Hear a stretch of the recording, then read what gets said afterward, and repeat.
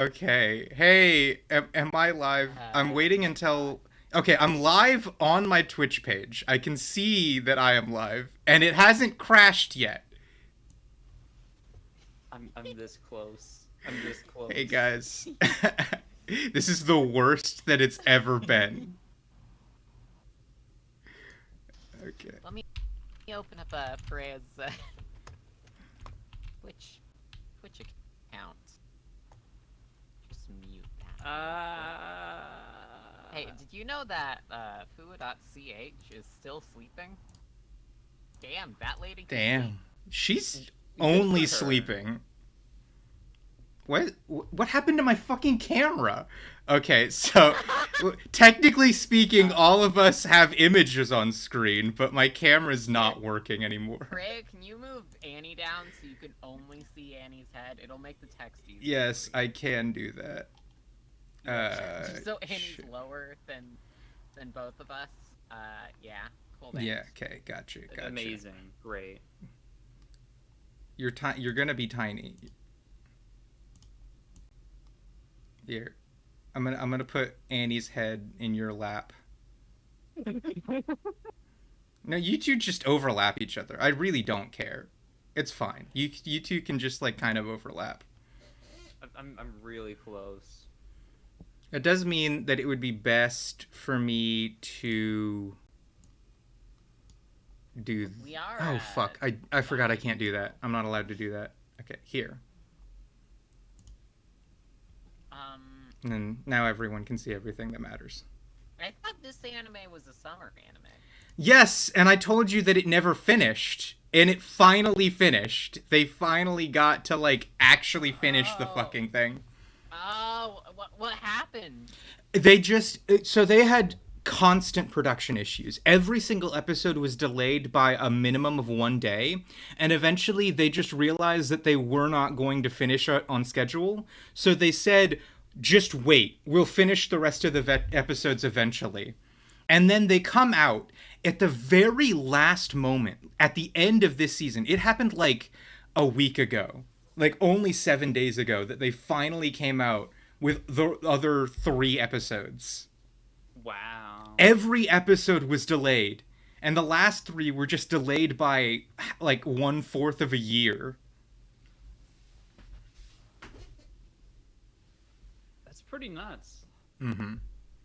It is kind of insane. So, how's the show? Is it good? Oh, it's like okay. So here's the thing. It is fun. It's really interesting. It's fun.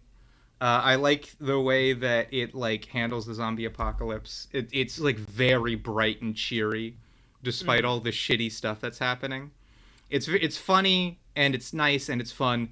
I think though that the last couple of episodes had some really generic and 2-bit villains. So last time I told Fluffy that I was gonna give it a 78 because it wasn't finished and I would give it an 80 once it finally finished. But then I watched Mm-hmm. the last 2 episodes and I wasn't impressed at all, so it's still a 78. Ah, I hoped it would never finish. I mean, Yeah. 78's pretty good though. Yeah, it's Yeah, fun. It's 78's a fun pretty anime. pretty good. That's still in the good anime range. That's a good Yes. No, C it's grade it's right it's a there. good anime, just like the Not great villains anime. the villains in the middle of the series are actually fun and interesting. Like they have an actual reason why they are the Oh, way that they are. Annie, you should probably change the the link in your channel. No. But the last couple of villains in the last Annie, couple of you're gonna send episodes, they're everyone just to kind my of Twitch weird and account. You should have dumb. I'm thought gonna of be that. honest.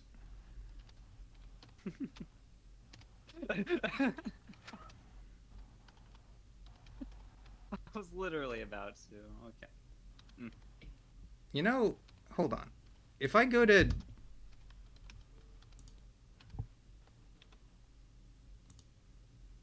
If Freya goes to what? I forgot that I wasn't streaming this to Discord. That's what I'm trying to set that up so you guys can see in live feed. Is there also a way to stream in a muted way? Because that would make things way easier.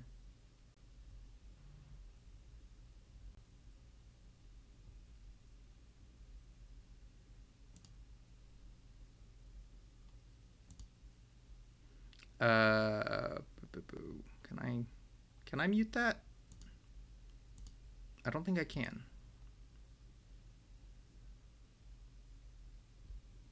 Nope.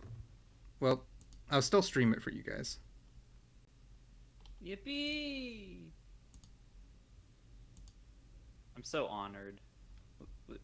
We get a genuine Pareya Patel stream. Mm-hmm. Yeah. Damn, that's... I'm gonna cry. Why? Why would you cry about that?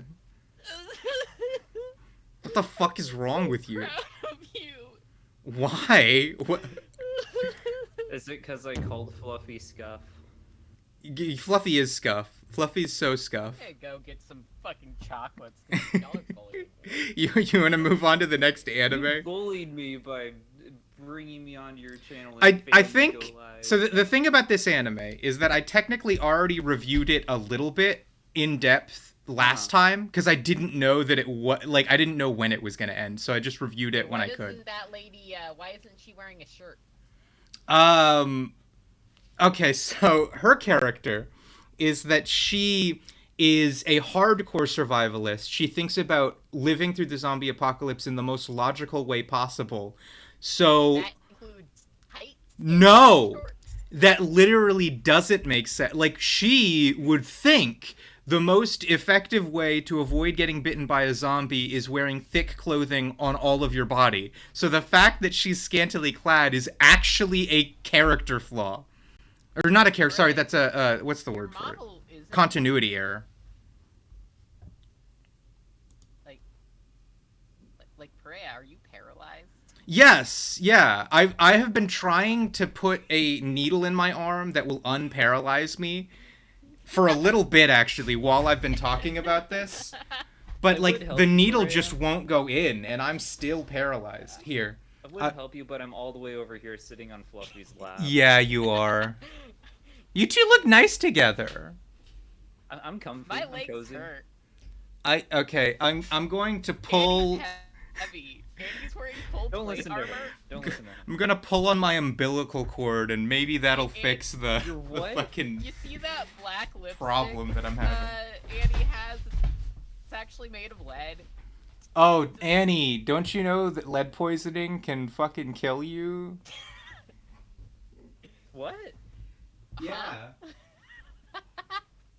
But it looks cute though. Which of these is my life support?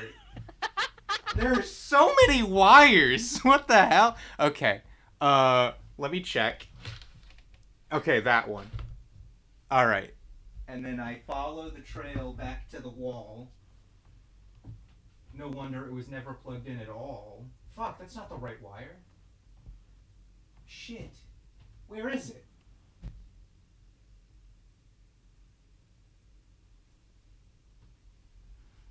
I think we're gonna hear like a small explosion coming from Pareya's mic. We'll have to start the stream a third time, and then you'll have to do it. I swear to God, this better work. I really, really, really fucking hope that it doesn't crash again. Okay, this is the one.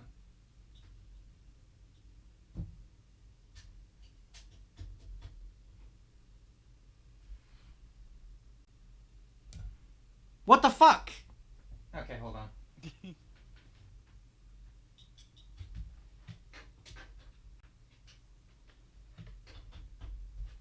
Fluffy, I have a question. Yeah.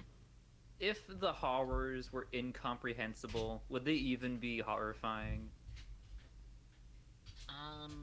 Well, Annie, you forget I can comprehend everything, so, like... Every single horror Fluffy has ever seen was fully comprehensible. I've comprehended it. Mm-hmm. Yeah. Can you comprehend something that you can't comprehend? Okay, so I've come to the conclusion that it's probably not my physical body that is hurting me. It is my spirit and soul. And I need to become fucking what was bodhisattva or whatever the fuck. I need to sorry, become Freya, Jin. You're going to have to detach yourself from your worldly desires. Yeah, I So need that to... might take a while. I need to follow the teachings of Buddha, otherwise I will be paralyzed for my entire life.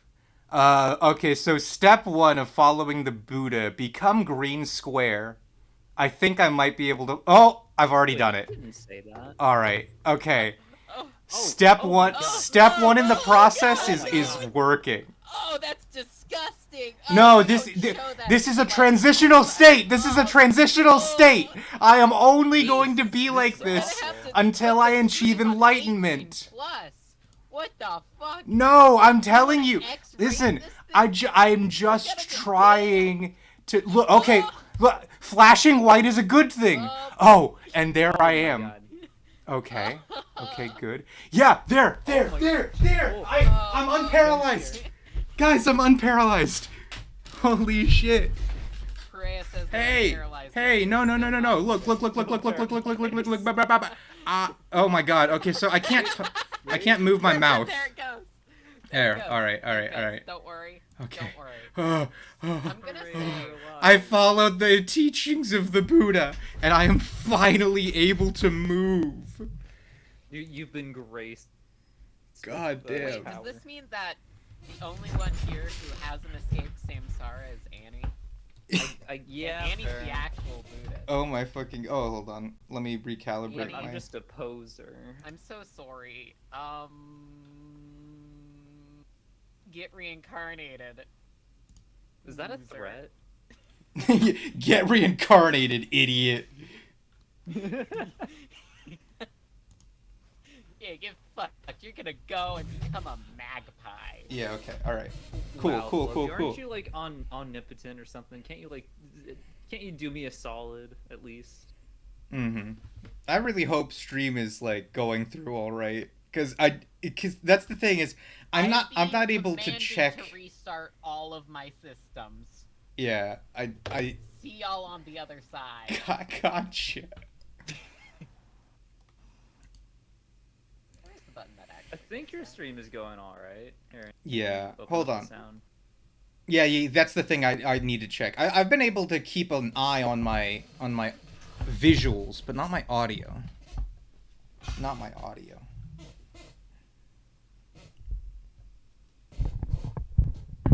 Sorry, I'm adjusting my mic. That may be a little loud.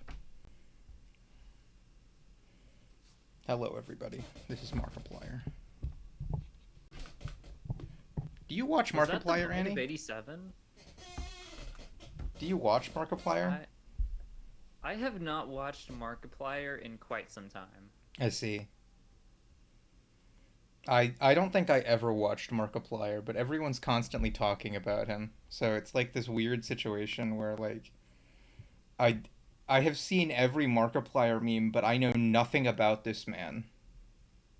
He's just a guy, really. There's not a whole lot about him that's like inherently interesting, other than him being like one of the OG Let's Players. Uh-huh. No, like yeah. I think that Markiplier is one of the only OG Let's Players that has not run into immense amounts of controversy. Yes, to my knowledge, he has not like done anything alongside like Jacksepticeye and bye Fluffy. Fluffy, sometimes she disappears. I don't know why, but sometimes that happens. Her existence wavers. Mm-hmm. No, it's fine though. Without Fluffy here, we can move on to the next anime if you're interested. Wait, I'm not sitting on anyone's lap though. Oh, okay. You can only review anime when you're like comforted by someone's presence.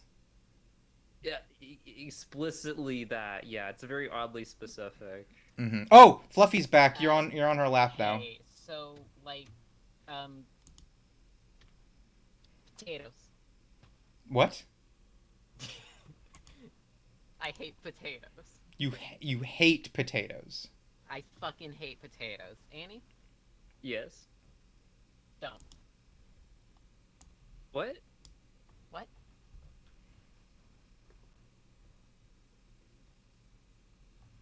Why do you hate potatoes? disgusting mush. No, they're not. Well, so are you. If I were to mush you, you'd be disgusting mush. Don't mush me. I will. You take those words back.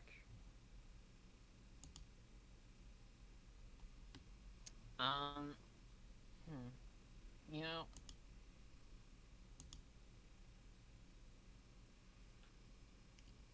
no. Let's go to the next anime. Yeah, let's let's do proceed. that. Why is it not dark mode? Okay, do I need to reload the page? Yeah, fuck. I'm gonna have to do that for all of these. Every Dark tab. Gathering. Uh-huh. Devastated with restless spirits. Look at Those Yayoi. fearing psychic Keitaru. Gentoga. What the fuck kind of a name is that? Became a shut-in to avoid additional spectral catastrophes. But no man is a haunted island. What? And Keitaru eventually reintegrates with society by getting a part-time job as a tutor to the child prodigy Yayoi Hozuki. I'm gonna drop the voice. Yayoi is just an academic genius, though. She's a talented psychic medium. Okay, I'm gonna ask Annie to start reading these, cause Jesus Christ, Fluffy, are you cutting out? Yes, I will take over. Okay, Yayoi isn't just an academic genius, though. She's a talented psychic medium, hell-bent on finding the malevolent spirit behind her mother's disappearance. And she is gravely determined to drag Keitaro into her terrifying world of grotesque supernatural phenomena. Okay. I hate the descriptions of animes because they are so bad at, like, actually describing them. They often focus on, like, episode 1 and that's it, and I get that because spoilers, right? But even beyond that, when they're relatively accurate for the entirety of the series, they still manage to, like, miss what makes it charming entirely. You know what I mean?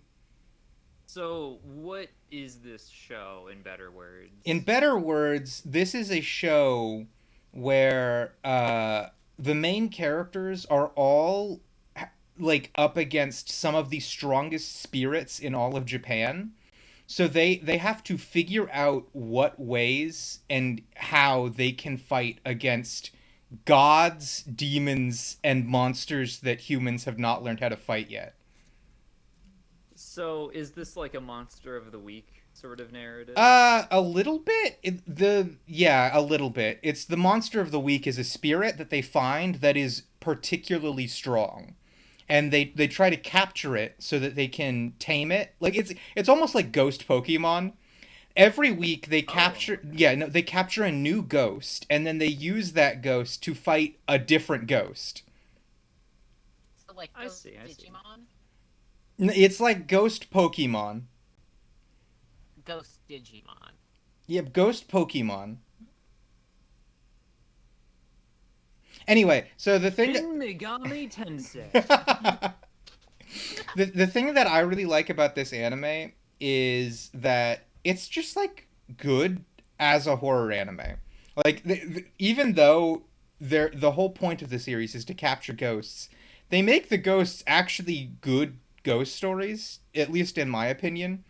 I think that it's just, like, a well-structured, well put together horror anime with character. Scary, though. Scary? Yeah. It depends on what you define as scary. Did you shit your... I never once shit myself. I never once felt like I was going to shit myself, but I was disturbed. There were plenty of times when I was disturbed. As far as, like, horror anime goes, is this, like, up there with some of the greats? Because there's admittedly not a whole lot of, like, genuine horror anime out there, so I'm wondering how I it think compares. so. I think that here's the thing is like I was saying, it's not horror in the sense where it's trying to ooga booga spook you. It's just it shows you a bunch of stories where horrific things happen, and it disturbs you, and that happens relatively frequently. Nice. I like it. I think that it's pretty good, especially for what it is. And I like that instead of like just running away from ghosts, they actually have to try and like get them on their side, and then they take on something even bigger next week. So how are the characters?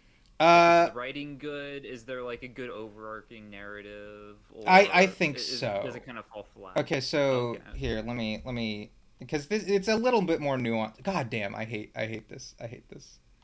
Okay, so this is Yayoi. This might be easier if I just like. Is she named after the Yayoi period of Japanese history? Possibly. I don't know. This is a very low quality image, but it'll help me illustrate my point. This is Yayoi. I think she's relatively well developed. Her emote, she is not the focus character, but she's the main character. You don't know what I mean by that? Like the story, like POV. The POV character is Keitaro, but Yayoi is the one that the entire story focuses around. So her character is well developed. Keitaro, on the other hand, gets development, and then the story focuses on someone else for a while, and then it like towards the end of the story, I guess they were just like, we're done developing Keitaro. You know him well enough now, so they start focusing on the other characters. But he's like he gets a good amount of development.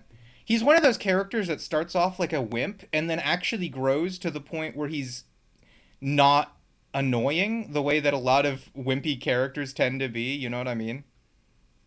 Is he sort of meant to be like the audience stand-in character that you see in a lot of anime? I suppose so, but like a blank slate.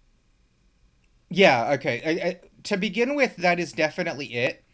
Very much a blank audience stand-in, and then he starts to grow to the point where you can see actual determination and characteristics. I'm not entirely sure that he's fully all the way there. I feel like his character could bake a little bit longer. But the fact that they developed a audience stand-in character at all is actually surprising for an anime, where a lot of main characters literally never develop at all, because if they did, then they would become unrelatable to losers. Yeah, we're probably going to see a bunch of examples of that tonight, right? Yeah, this is, I don't know if I should say the spoiler thing. This is Yayui's cousin and Keitaro's childhood friend. She actually gets a pretty fair amount of development in her character. And she starts off in a very interesting place, because, like, she's got, like, a secret dark side. And then even beyond just having a dark side, they still develop her further beyond that, which I like. I said most of the focus is on developing Yayoi, but Eiko gets like some development, even more so I think than Keitaro does. And then we have this character. She was introduced as season 2 bait. She was introduced in the middle of the series, but then she disappears for the entire rest of the series until the last episode. Right? Like she matters. She's very important to the plot, but she's not a character in this anime. They introduced her so that they could be like, okay, she is going to be the major focus of season 2, but we need to establish her story and get her to a certain point in her arc before we can like actually focus on her at all. She barely appears. At all. Would you like for there to be a season 2, or does everything kind of wrap up more or less by the end? Absolutely not. They managed to complete one of their main goals while creating for themselves 7 new goals by the end of season 1. It's like basically, because their end goal is to first, step 1 is to kill a god, and then step 2 is to kill something that could become stronger than a god. They could not possibly have gotten that far in just one season. So I do want to see a season 2 because I like the characters. I think that they're actually interesting. I like the stories that they choose to tell with the ghosts. I think those are fun and creepy. And I want this character to like do something other than what she did in this part.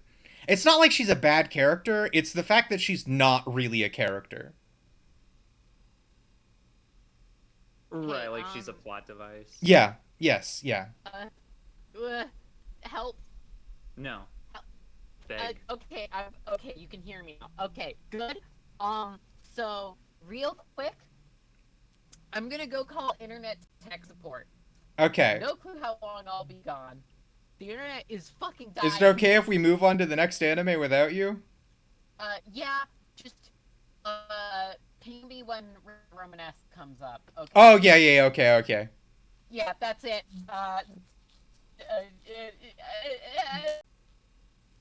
Fluffy Alright, was Freya. really cutting out there at the end. Yeah, What that the was hell? So bad. I'm- Freya, Yes. I need to sit on your lap now. Okay. All right, we'll do it. Hold on. Let me grab the you. only way we can talk. No, that's fair. We agreed to this earlier.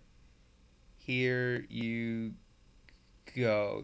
I'm going to nuzzle you up against my ear. Okay. There we go.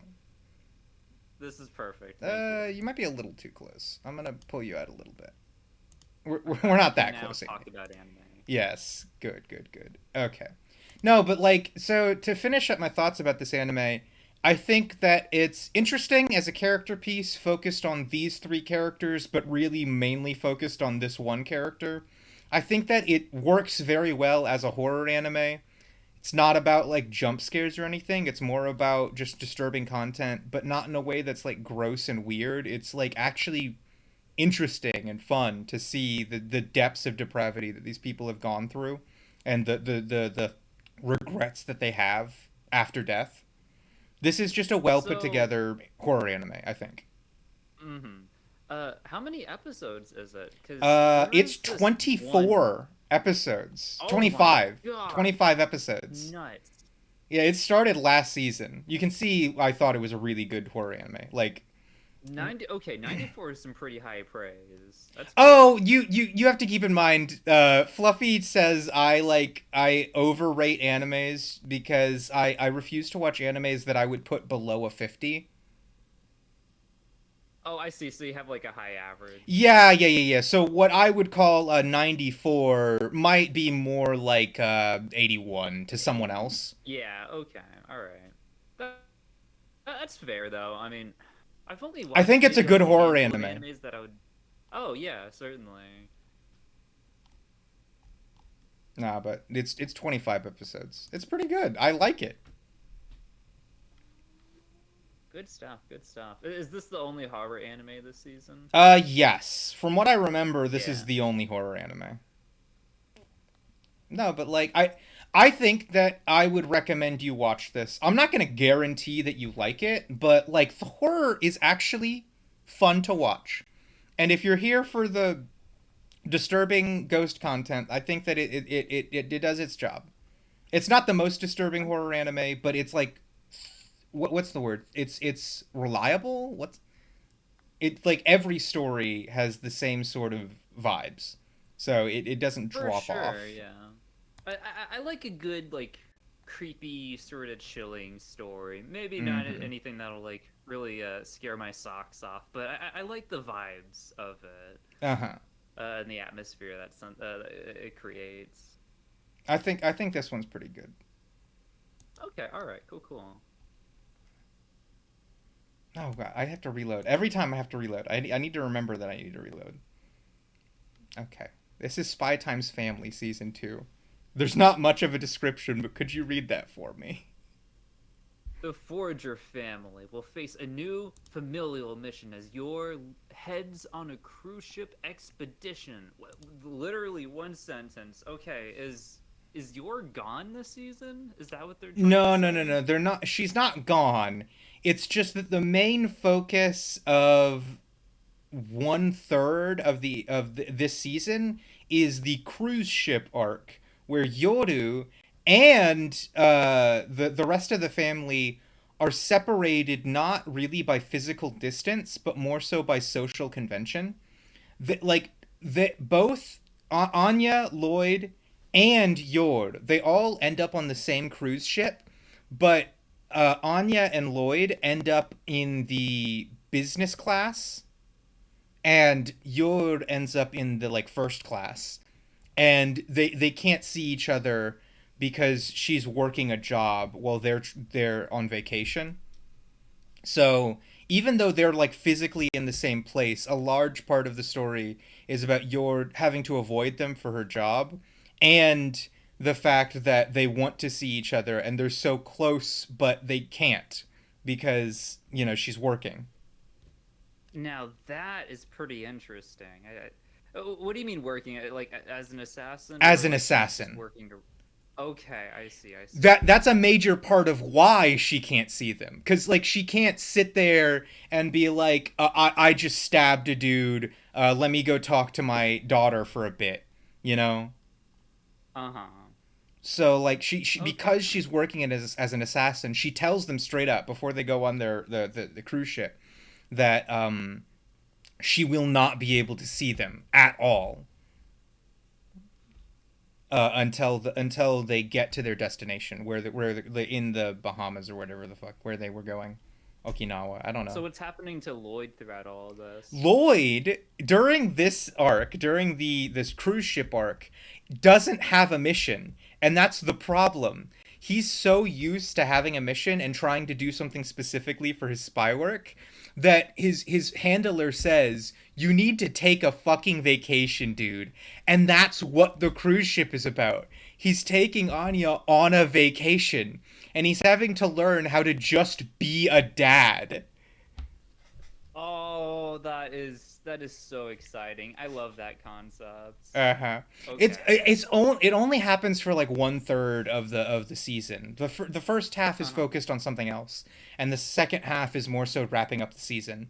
But like in the middle, right in the middle, they do the cruise ship arc, and it's pretty fun. Lloyd gets like these huge moments where he has to be a dad because that's his mission is to be a father to Anya.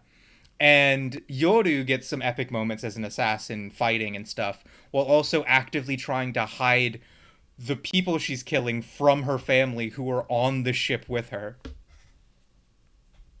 So, in comparison to the first season, how do you think this was? I think this was good. I think this was actually very good compared to season one and the second core of season one. I think that at the very, very least, it holds up to what they set down. And if you're willing to go take the leap, you might even like this one more, depending on the content specifically that you like out of Spy Times Family. So, I only ever watched like maybe 3-ish episodes of the first season, but I really enjoyed them. It was not a show I dropped because I hated it. I just like other things happens, No, yeah, that's fair. and I never That's got fair. around to finishing it. But I would totally be down to like just binging all of this at once. No, it's good. Like I think season two keeps up at the very least, like carries the torch that season one had. Right? That's very good to hear. No drop in quality at all.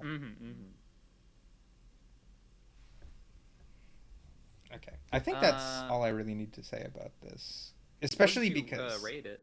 what did I rate it? Let's see. I rated it a 90. Pretty good, pretty good. What did I rate season one? Sometimes when I rate an anime, sometimes I can't trust myself. So I go back and I'm like, okay, what did I rate the other ones? I rated this a 90, and did I do the same thing for part one? So sometimes I just rate it that's what I did with this. The first time I watched Spy Times Family 1, I rated it a 90. And then when I watched part 2, I wanted to get a vibe for what I was supposed to rate it because of the fact that I can't trust myself to like put a number to how much I liked something. So I've been giving them 90s all throughout the board. It's possible that they could be better. It's possible that each season could have a different number, but it's just like it's hard to come up with a number.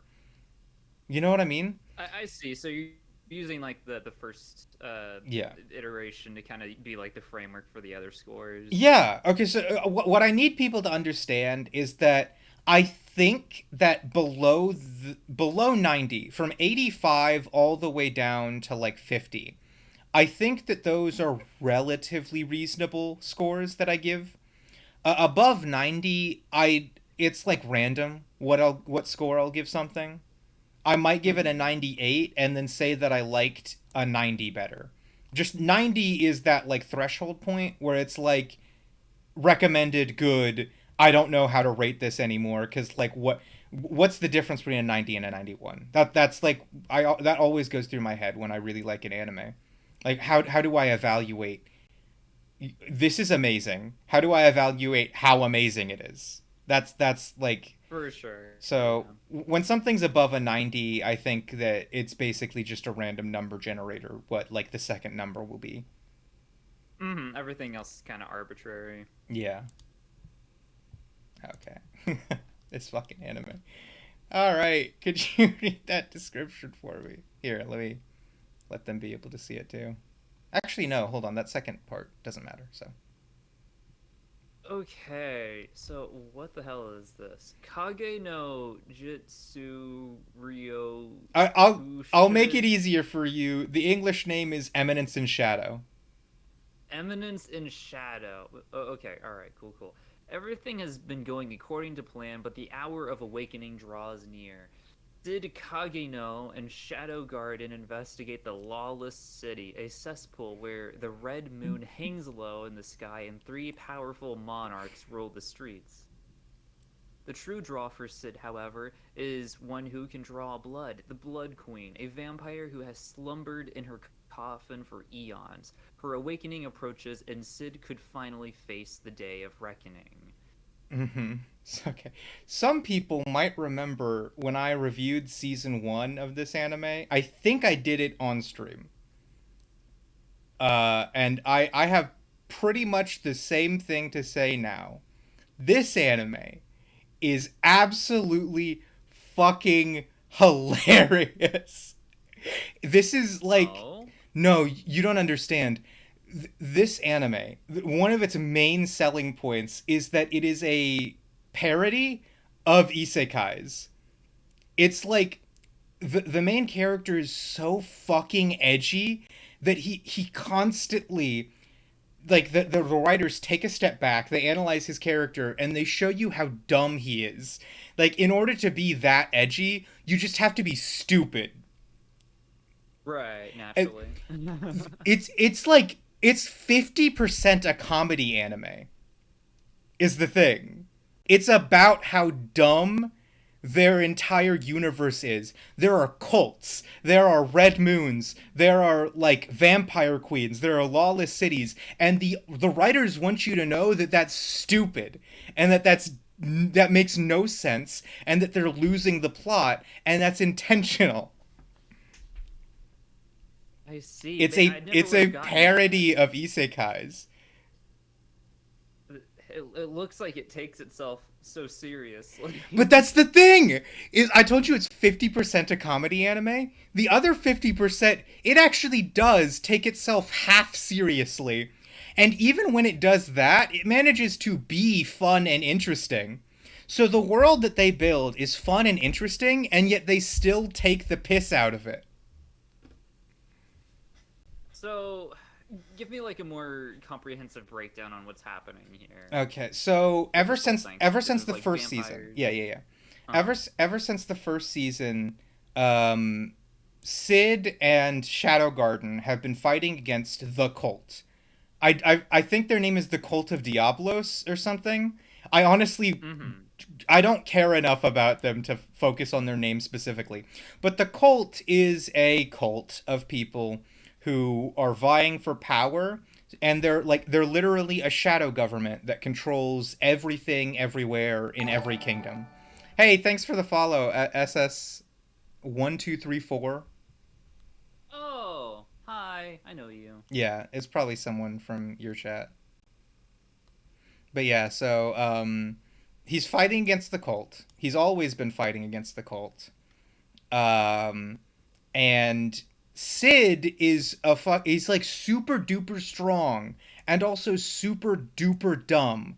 So his whole thing is that despite being one of the most powerful people in the world, that's not enough for him. He also wants to be the stereotypical like supervillain character.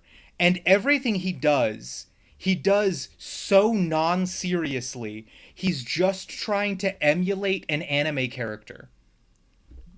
Sid Kageno. So, Yeah. Is it like Overlord kind of levels that we're talking about here? It's way worse than Overlord. Because no. in Overlord, so it is a lot like Overlord, but the thing is, in Overlord, Ainz knows that he's not the person that everyone thinks he is, but he still acts like that to like keep up the facade. Sid knows that he's not the person that everyone thinks he is, but thinks that he's acting as a part in a play. And he thinks that everyone else knows that it's a play. He's genuinely confused when they act like what he's doing is real life and not pretend. Because he thinks that everyone is in on the bit, but everyone takes him dead seriously except himself. Okay, so he's just actually delusional. Yes! He's completely fucking delusional, and everyone believes him except him. He's the only one that knows that he's bullshit, and he still believes it, even though he knows it's wrong, because he just thinks the world's more fun that way. The funniest thing is he will like sit down and have conversations with himself, like where he believes that everyone knows that he's pretending. But then it'll cut to a scene where everyone takes his every word as gospel. He doesn't know that they take him seriously because he knows he's a dumbass. He knows that his like worldview is so delusional that no one would believe it, and yet they do. I almost need to see it for myself.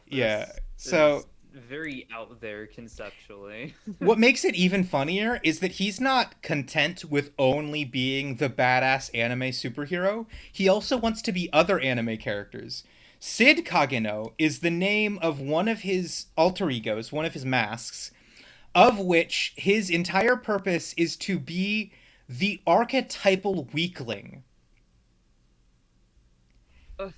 Sid Kageno is supposed to be the guy who shows up with his legs shaking and talks about morality and justice and then gets his ass handed to him, and then he cries in the corner while someone consoles him because he's this weakling who has strong moral convictions but will never be strong enough to see them through. And that's a person he plays, is Sid Kageno. He's trying to be like an idealistic hero or something? Yes, Sid Kageno is a want-to-be hero, but like he's never good at it. Shadow is his second alter ego, who is an archetypal villain who fights for a reason that is shadowy. Like he has a good reason, quote unquote, but no one knows what it is, so he just comes off as an asshole. And despite Shadow being an archetypal asshole, he still has an entire group of like his own little subcult called Shadow Garden, and they follow his every word like gospel. And even beyond that, he has other characters like what was his name? His name was something stupid like No Face McNormal Man, and his whole point was to be a guy that everyone thought was a Sid Kageno. A guy that shows up, and he looks so normal, and he looks so uninteresting, that everyone thinks they can push his shit in. And then he suddenly pulls out a big sword, and he's actually really strong. And that was his other character that he played. Like, Sid comes up with characters, and then he plays them in real life. He LARPs constantly. And he thinks that everyone else is in on his LARP, but no one is, and they all take him seriously, and that is where the comedy in this show lies. Gosh, okay, so how does that all relate to a season 2? In season 2, his delusions get worse. His enemies, who, need I remind you, are taking everything very seriously, they summon gods. They, like, get one of his friends involved in, like, a whole ass cult ritual. One of his friends ends up having to murder her own father. This happens in season 1, by the way, so not a spoiler for season 2 technically. And like that plot line eventually comes to a close in season 2. I see. It's like, so what did you think of it? I think it's fucking hilarious. So here's the thing. I think that when it wants to be cool, it manages to do it relatively well. It's able to take the comedy mask off sometimes to actually be fun and interesting as an isekai anime. But then most of the time when you're thinking this is stupid, this is dumb, I hate this, it agrees with you and it turns it into a joke so you can laugh at it. I think it works extremely well both as an isekai that takes itself half seriously and as a comedy anime that doesn't take itself seriously at all. It manages to pull off both very well. I see. So it manages to stick the landing and kind of be both when it wants to. Yeah, that's very admirable. I can vibe with something like that. It's so wild and so out there, but it manages to sometimes pull it off with grace and sometimes take itself so unseriously that you are also encouraged to just laugh at it. And it's like wonderful. I think it's just well constructed. Personally. Is there anything about this show that's like lacking in any way that you would want to see improved on in maybe a season 3 or what? Okay, so one thing that's a little weird, I think that this could also be a thing with the thing is I know that this game has a mobile game, which is what worries me about it. Sid is one of the only male characters. Everyone else that he interacts with on a daily basis is a female, except for these two 2-bit characters whose whole point is to just be weird perverts. And and the thing about that is that I would accept and be willing to internalize the fact that that is a part of its parody of isekai animes, except for the fact that they made a mobile game where all of the fucking gacha characters are females. So I think that maybe it's a marketing ploy. And I genuinely think that they made that decision because of anime fandoms and not because of any creative decision. So, yeah. Right, like it's like some pandering aspects. Yes. Like I would have if someone argued to me during season 1 that, oh no, all the characters are girl because that's also a joke about how isekai animes are like so fucking full of all this ecchi bullshit. But season 2 came out at the same time that a mobile game came out, and it just feels like now it's literally just for pandering purposes. That's unfortunate. Oh my god. Reload again.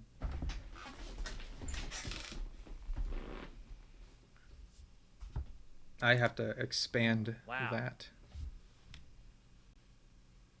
This is a long one. Are you ready to read that?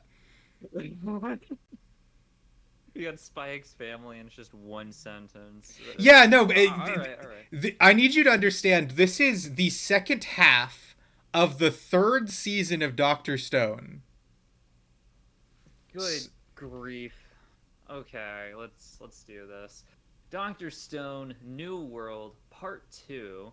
Years ago, astronaut Byakuya left behind precious materials in belief that his son, the scientifically gifted Senku, would one day find them. In the present, the kingdom of science...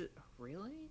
Kohaku and Ginro have infiltrated the harem of the Petrification Kingdom's leader with the help of Amarillo. I realize that this is all gobbledygook if you haven't watched the first 2 seasons and the beginning of season 3.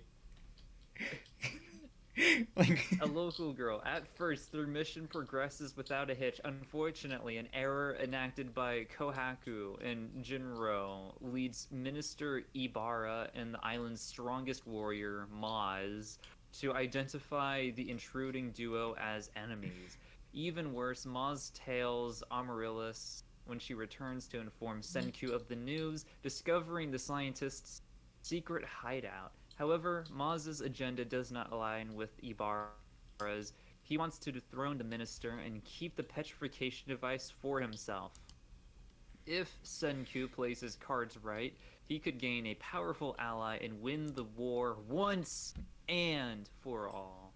What the fuck was any of that? Yeah, okay. I need lore. There is some lore to explain. So first of all, let's go back. This is just a refresher. I am not going to explain all of these, right? Oh god, I don't want to talk about Ryusui, so we're just skipping that. Okay. Here we go. Season 1. Basic story. In the year 2020 fucking 3, who cares? 2018 actually, I think canonically it's 2018. A green light envelops the earth and turns every human being into stone. And the story of Dr. Stone is one where a single scientist, a high schooler actually, but with like a science degree for whatever reason, he's just like a really smart high schooler, gets unpetrified. Yeah. He gets unpetrified. And he's like, oh, I'm a human being again. And he starts probing, and, you know, because he's a scientist, he figures out that there is a reliable way of unpetrifying people, and he tries, immediately his first goal is to rebuild society. And so season 1 focuses on him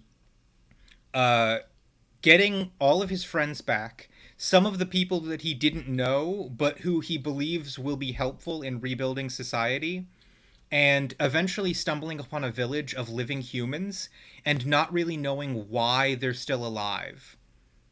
I think season 2 focuses on him reviving the wrong person. Technically, this happened in season 1, but this person disagrees with Senku's ideals of rebuilding society, believes that adults were corrupting the world with such things as capitalism and government, and that the only way to save the world is to destroy all adults and kill them.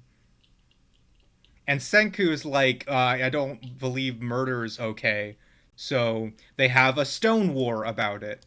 The stone war is just, he has an army of people he revived with the revival fluid, and Senku has the Kingdom of Science and the people who were never once petrified on his side.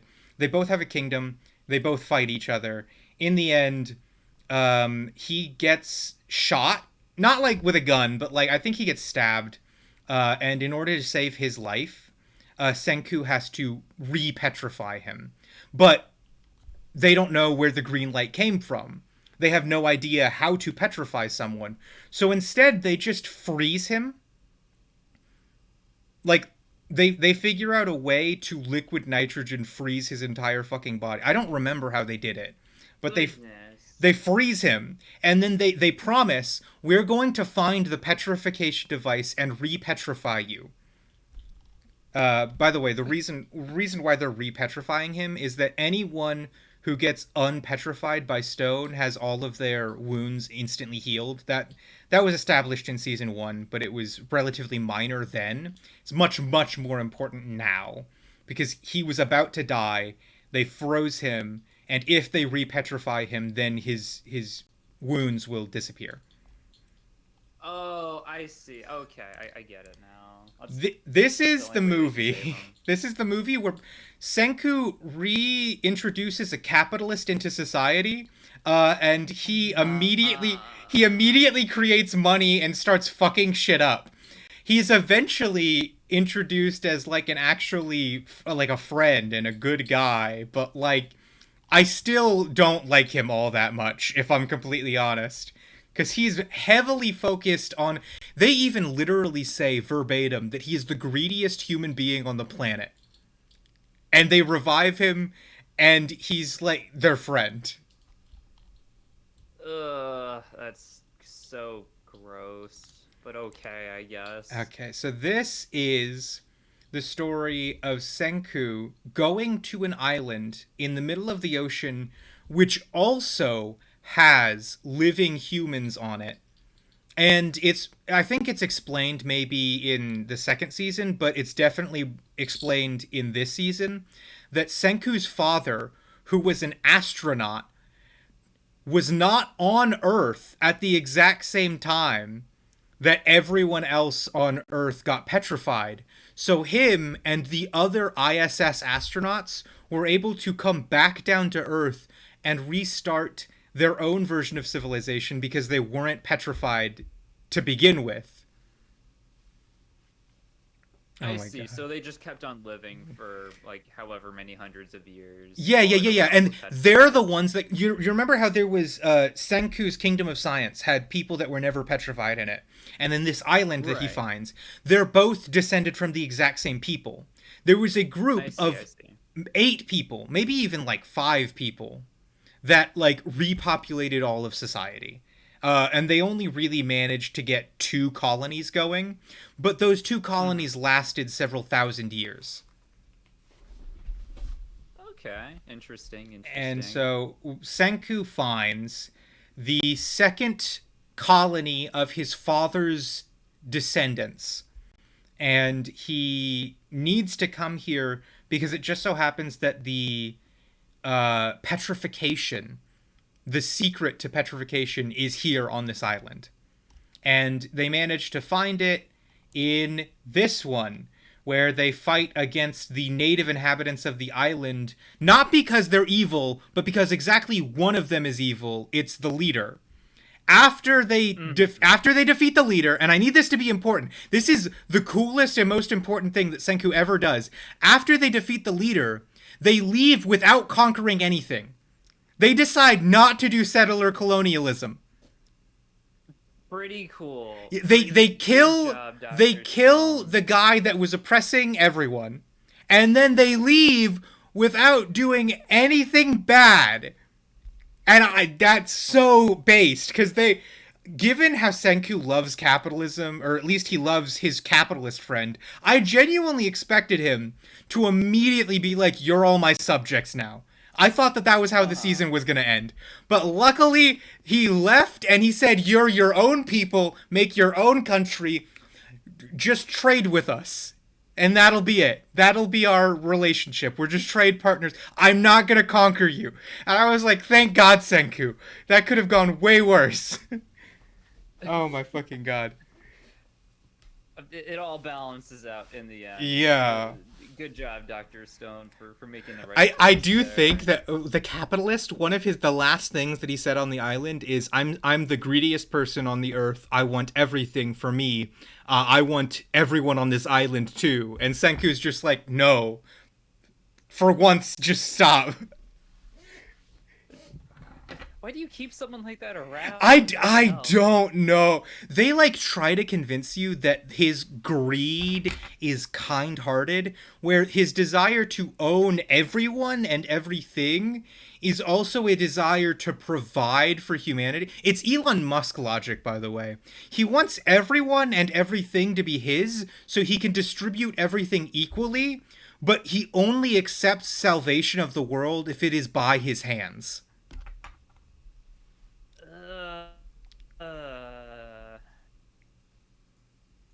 Yeah, that is some really weird, like, libertarian logic right there. I hate him. I don't like that character.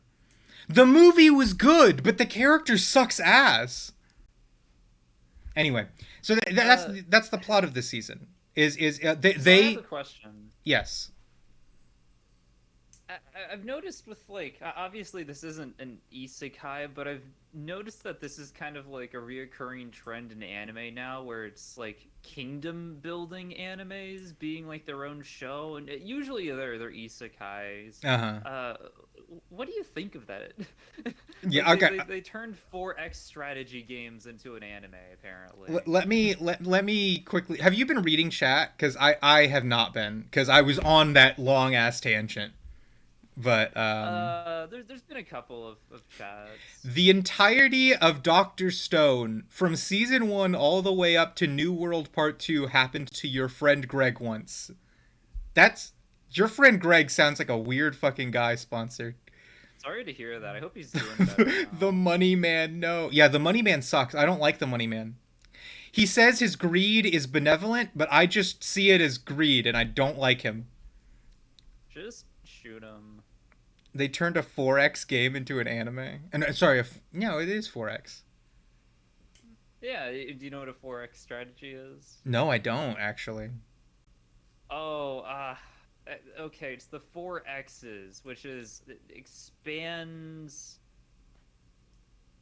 some explore, conquer, whatever. It's basically just a strategy game, but Okay. Civilization, like Yeah. Okay, Civilization no. Solar. I've played Civ. I've played Played Civ four. before. Mm-hmm. I get that. Okay. So what you're talking about, Annie, is that not 4X game as an anime, but 4X game as an anime genre, the nation building animes. Yes. Yes, there is an. Mm-hmm. I've noticed them. I've definitely noticed them. I think I've watched a good couple of them. They range in quality because some nation building animes are all about reestablishing monarchies, and I really don't like that. Some nation building animes are like, there was one a while ago that was heavily focused. One of the characters was the quintessential capitalist. He was an economist, and his whole point was to make sure that their economy was a capitalist one in the nation that they were building. It was a very popular nation building anime. I forget what its name is, but no, like that's the thing that worries me about nation building animes is when you have a nation building anime, you have to pick politics because you can't build a nation without politics. And a lot of like it necessarily has to be political. A like, lot of very prominent degree. a lot of nation building animes come from exactly two political camps, and that is modern day Japanese capitalism and archaic European feudalism. And I don't like either of those things. So I worry about love the that they economies of these specifically places. Pick European feudalism. Yeah. Like, what the fuck? I don't think that the European feudal powers in most isekai animes are good. And for some reason, correct me if I sound wrong here, I get the feeling that modern day Japanese capitalism as a fucking nation building government sounds even worse Well, in like, some respects. modern Japanese capitalism is fake. Like Americans created it. Like that's hardly Japanese people really of. wanted socialism back in the day. There was some so it's big like, fucking riots about that. how would you world build your way into making Japanese capitalism in like an isekai world, for example, where you just have an entire blank slate? Or even like feudal monarchies, like you could have easily gone with maybe like a Roman Republic situation. Like that's reasonable. Those were around even before like a lot of monarchies were. Yeah. A lot of European ones were. There's so many ways you can run this, even like on a fantasy sense, right? Like you can have like magic, a literal right? theocracy. Yeah, or like a magocracy. Yeah. Like, that's cool. There are ways that, like, having magic in the world, having dragons and shit, changes politics, and you could explore that in interesting ways. And then there are animes like Gate, the whole point of which is to have fantasy monarchies fight against modern day Japanese tanks and shit. And they have nothing politically interesting to say at all. With a setup like that. Like, the politics is completely ignored in favor of just shooting a bunch of dragons. It's meaningless. Absolutely. Fuck it. I need to write my own now. The thing is, I watched an anime. I watched an anime a little whiles back that was a little bit like Gate, only a little bit. It was about a girl who could travel between an isekai and the real world, and in the last couple of episodes, she needs to wage a war. So, in order to wage the war effectively, she brings in tanks from modern day Japan. Or actually, it's modern day Australia. And then the whole point of that is to just shoot a bunch of dragons and cavalry knights with fucking machine guns. Okay. And that's cool. Yes. But, like... That's very cool.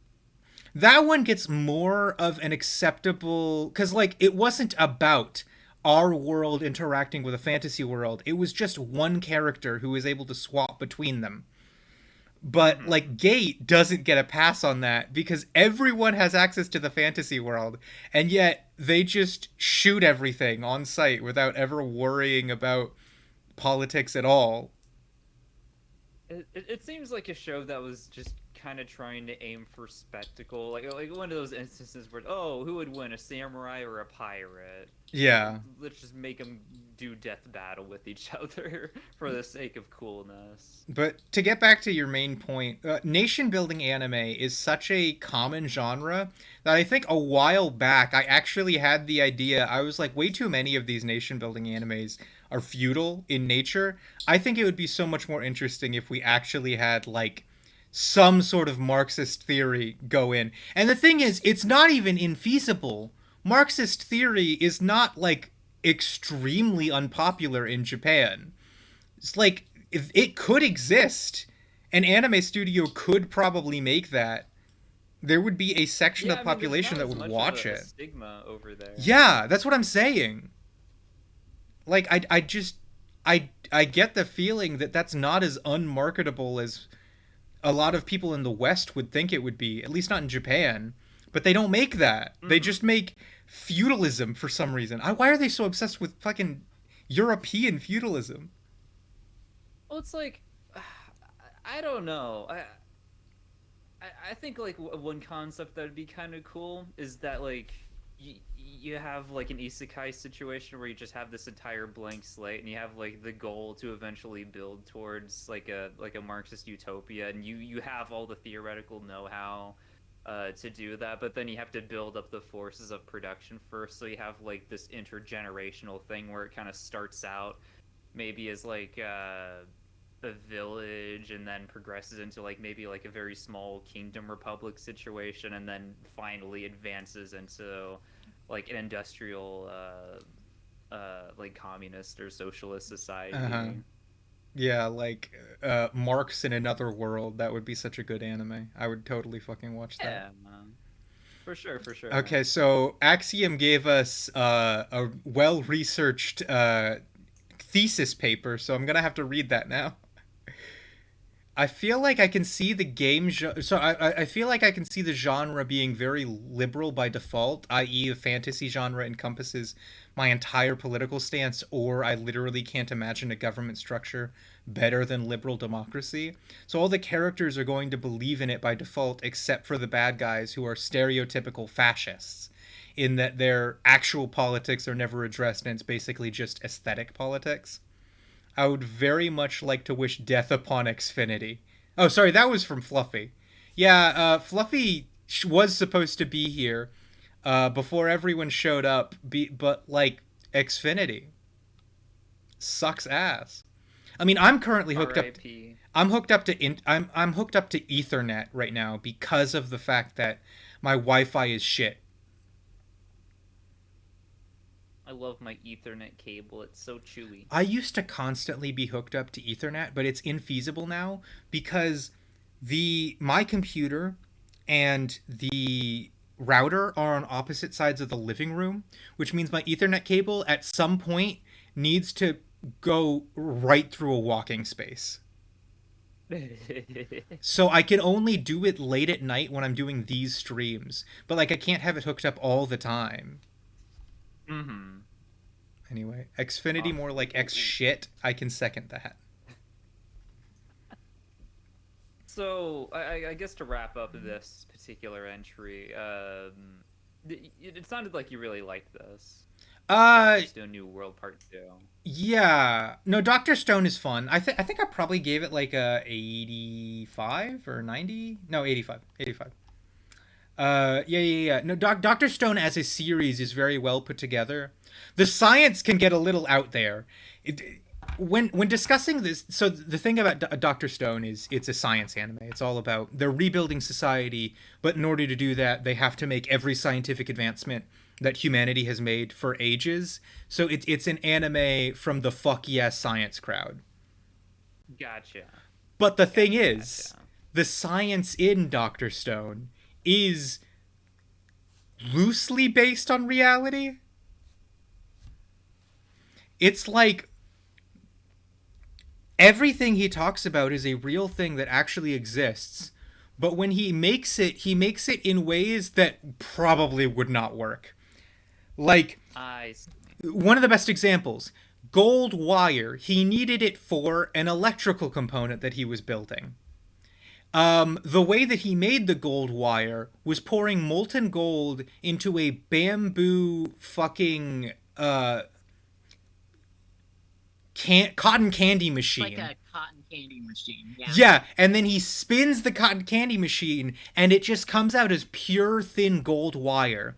And if you actually tried that, even with something that is rated for the heat safety of gold, like molten gold, it still would come out in big fucking chunks and not actual thin wires. Because, like, material dynamics just does not work like that. Hey, Annie? Yes? One of the first conversations I had with you ever was about Dr. Stone. Really? Was it really? I don't... Yeah. The first time I was in your stream chat. I feel like I have maybe thought about... No. Annie? You were playing... You were playing, like, Minecraft. I'm pretty sure. Okay, alright. It was years ago. Again. And we're talking about Dr. Stone for some fucking reason. And then we went on to talk about... Oh, I can remember it. You know that anime with the fascism? All of them? A lot of them. Fascism is, like, bobified. That narrows it down so much. You know that anime with the anime girl who's like really... Trees are people. Hetalia? What? Hetalia! Yes! Yes, okay. How's my audio? Am I cutting out? A little bit. Not as much. Not nearly as much. No, Fluffy, you're reasonably understandable. That's good. But I'm pissed off because I know I have to stop fucking with it because it's too late today. But I know fucking tomorrow I'm gonna have to spend like the whole goddamn day messing with internet shit. I think Fluffy just needs to be turned up. My levels need to be turned up. I can do that. Let me... Also, why are you both social distancing from me? You left me behind. That's the case. Annie, you could have stayed in this corner. I had no one's lap to sit on.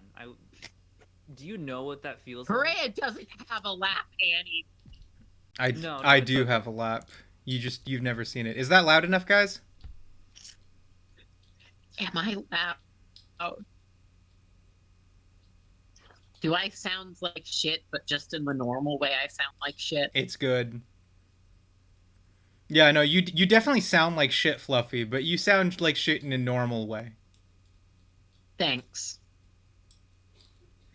I love it when my friends justify my self-hatred.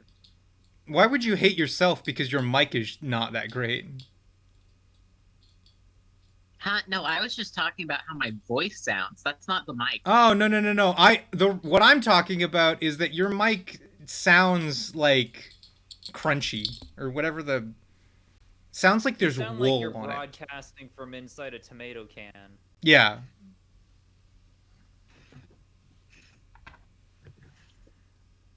That's the internet. Okay. Cool. I'm sorry, but I've heard recordings of myself, like without going through the airwaves. Mm-hmm. That's not the mic, it's the internet, guys. Okay, yeah. I see, No, I see. fair enough.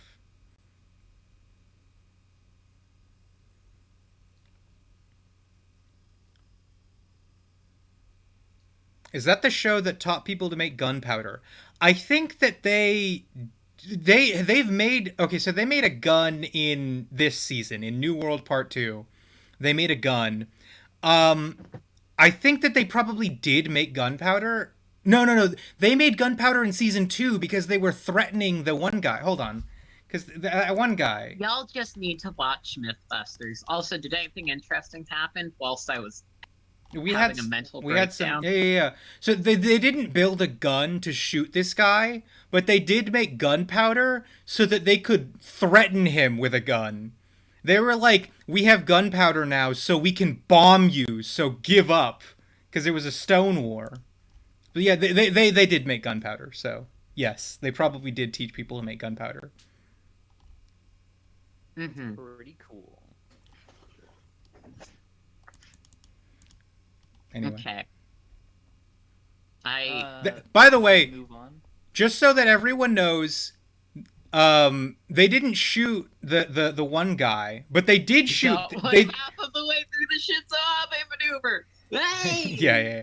They did shoot this guy, right? Senku had a fucking somber moment where he built a gun, and then everyone who came from our times, right? Everyone who was born around 2023 around 2018, everyone that was alive in 2018 all had this like somber moment where they all looked down, and everyone who was born in the year 5000 was like, what is everyone so sad about? And it's like, we just built a gun. And they all were like, I hate that no matter how much we do science, we always come back to this.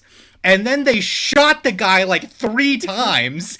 Like, they were so sad that they built a gun, but they still shot him like 3 fucking times. Holy Would a knife just work? They had to build a gun because he was really strong. Dude, Would they it did Shinzo literally a Abe rock? him. Just a big fucking rock, bro. Like a sling. He didn't die from the bullets, but they did shoot him a couple times. What do you mean he didn't die from the bullet? Well, Who is you he? have to keep in mind they're Stone Age bullets. They're not like a fucking 9mm round. They're made of literal stones and shit. Even if I got shot by lead musket rounds, I'd fucking die. They're not even that good. The amount of gunpowder in these bullets is so small that they can bruise you. They draw blood. Okay, to be fair, I do think isn't even that hard. To be fair, I do think that they go through one guy's hand completely all the way through the other side, but that's probably the maximum amount of firepower that they have. That's some shit gunnery then. Like, Jesus They Christ, didn't want that's to not kill even- anybody. They literally had a moment where they were sad that they had to build a gun at all. They didn't want to kill anybody. Oh, they just wanted to horribly maim him. Well, yeah, and they did actually Still, maim make him a little better bit. gun and like shoot him in the shoulder like it's the end of Saw or something. I don't know. Fair enough. Okay, I think that the fact they built a gun at all built a looks so fucking sad. hand They built a gun. They looked really sad about it, Dr. Stone. and then they shot a bunch of fucking people. It's honestly a little funny the way they used the gun. I'll be honest. Okay.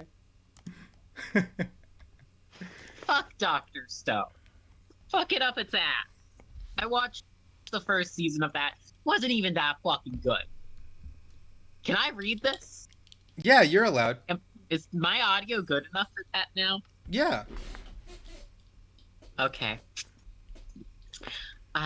This anime is Kimi no Koto ga Dai Dai Dai Dai. Did I say die enough times? I don't know. I'm gonna say it a few more. Dai Dai Dai Dai Dai. That's good. Daisuki na 100 nin no kanojo. Sick fucking name there. Jesus Christ. Rentaro Aijo was rejected 100 times in middle school. He visits a shrine and prays for better luck in high school. The god of love appears and promises that he'll soon meet 100 people he's destined to date. But there's a catch. Once destiny introduces someone to him, the two must happily love each other. If they don't, they'll die.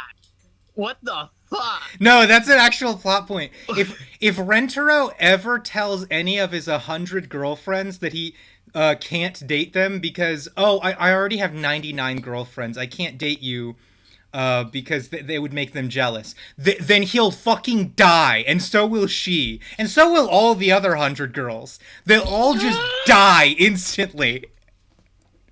So fuck. That's almost as bad as Date Alive. You know the Date But Alive it's so thing, Freya? funny though. No, I don't know anything about Date Alive. Okay, so this man has to date all of these girls, or else the world Will they'll end. basically turn into nuclear bombs if he doesn't date them. And I don't even know if he likes them. So Oh my so if he fucking doesn't God. keep them happy, Am I too they will loud? fucking explode. I'll turn my shit down. No, that might be too far. Like I'm not kidding. kidding. They're all trapped in the shittiest Okay, I dating think that's good. situation I think ever. that's good. Hey Annie, do you have a wife yet? Here, let me check. Oh boy. No, that sounds so fucking funny to me. What you just said, that is absolutely hilarious. The show sucks though, Perea. Just don't watch it. I'm not. Okay. There was one good character, and she's good because she doesn't even date the main guy. Yeah, I love it when that Kinda. happens. Dude, my favorite characters. Okay, well, it's. No. My favorite Do I go on characters. my whole rant again? Your whole rant again? I have a whole Date Alive rant. Okay, give me 1 second, because I'll finish this idea in 5 seconds. One of my favorite things in harem animes is the characters that are just friends with the main character, that they're not dating them. I like that. Okay, go on your rant. Okay, so all the girls have magical powers, yeah? Yeah. And they're also basically explosives. So if their emotions get out of whack, they will cause a big fucking explosion. Mm-hmm. Like, I think in the lore, Mongolia is just a crater. What? Because there was a Mongolian girl that just fucking exploded? Just fucking well, technically they're from another dimension. We don't know if they're Mongolian or not. They all speak Japanese though. Wait, well, then why? So she spawned in Mongolia. How does he get to her? Yeah, they just spawn there. They just phase into reality and Okay. explode. Oh, okay, cool.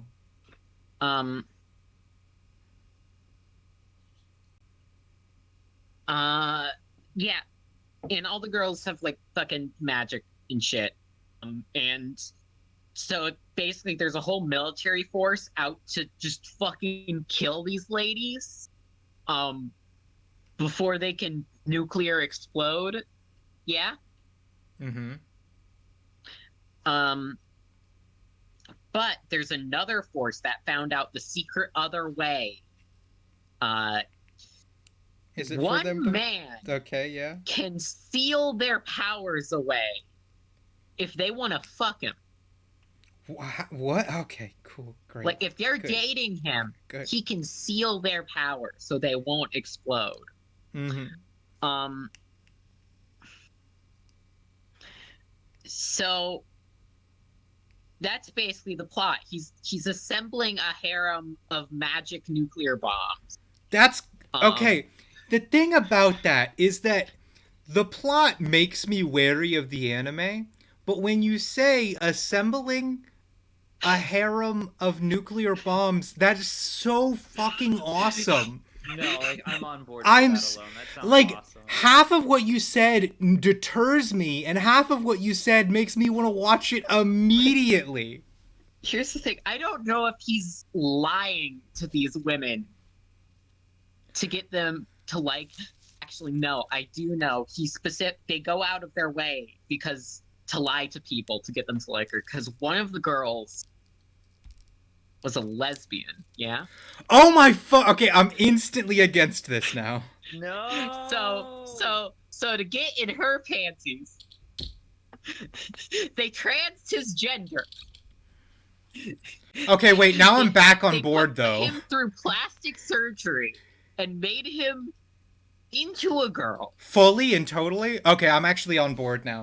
Still has a dick. That's Oh. important. No, Nice, okay. nice. Well, no, So that's actually he- still okay though. He starts trying to date her, and through this arc, we learned that she's only a lesbian because she has trauma around men. Yeah, that's a thing that always happens. I hate that Yeah. as a thing. Yeah. That shouldn't be a Um, thing in anime. Anime should not consider that to be the reason. I But don't remember why, but at some point she finds out he's a dude because she touches his crotch and is like, "Oh, that's a penis there." And then Very a big unbased fucking of her, anime girl honestly. fight happens. Yeah. Japan has Okay. very, very acceptable laws around gender, so I don't know what her deal is. So the only good character in the show, it's good on a conceptual level. She has time powers. There's this girl, she's time powers. She has 2 different colored eyes. I think she might be the most popular character in the show. So I think she eats people. Yeah? What? She what? She eats people. Like cannibalism eats people. Oh, okay. Okay. All right. And she wants to eat the main character to absorb his power. Yeah? Yeah, okay. No, I understand that. Okay. So they go through all this random bullshit that doesn't really matter to the point I'm trying to make. But then I think my favorite scene in the whole show happens when, like, he has managed to talk her down. For Yeah. eating him. Was like, hey, you don't have to. Okay, well, she was threatening to destroy an entire school full of people What, to eat him? and kill his girlfriend. Yeah. That's a lot. I've never been that hangry, I'll be honest. Right? I have never been like, get me McDonald's or I will destroy this orphanage of children. That literally happened like 2 weeks ago. That's how Annie got that spaghetti earlier. Oh, Yeah. that's how you got that? Tisk tisk, Annie. Shame on you. Okay, so yeah, that happens. He's like, no, don't be evil. You should just date me instead. It'll all be fine. And she's coming around to it. Yeah. Yeah. She's like, okay. And then another version of her from the future comes out and kills her. What? But why though? She has time power. Why would that happen? Well, because the other versions are still want to like kill people and be cool and Oh cool yeah, shit because she can instead of travel dating through this guy. time. So Yeah. so a past version of herself was like, no, I'm not like that yet, so I'm going to kill you now. Yeah. Yeah, apparently I think there's like multiple alternate versions of her that are still her. Yeah, so she comes out of nowhere, fucking kills herself, and then fucks off. And that's the end of the season. And it was awesome. That was the only good part of the show. And then I think the other seasons are just him uh trying to get into more girls' panties because otherwise they will end the world. Also, one of the nuclear bombs is his sister. No. The show opens on a panty shot of his sister. I want to die. I'm not interested anymore. I watched it because the first time I watched it, I was completely oblivious to any fan service. Yeah, because I was like 12 or 13, and I sat through all the titillating moments, being like, okay, but what about the plot? No, And I can relate to that, Fluffy. And then That's how I've watched Shuffle. And then I had and I like completely forgot about all of the fan service stuff over the years because I didn't care about that. And then I went back and I tried to watch it again, and it was so bad. Mm-hmm. That's the same way I somehow got through all of Trinity 7.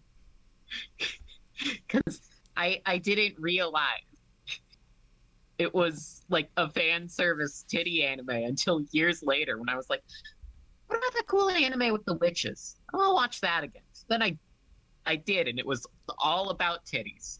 Okay. And I was sorely disappointed. Anyway, what the fuck is this show?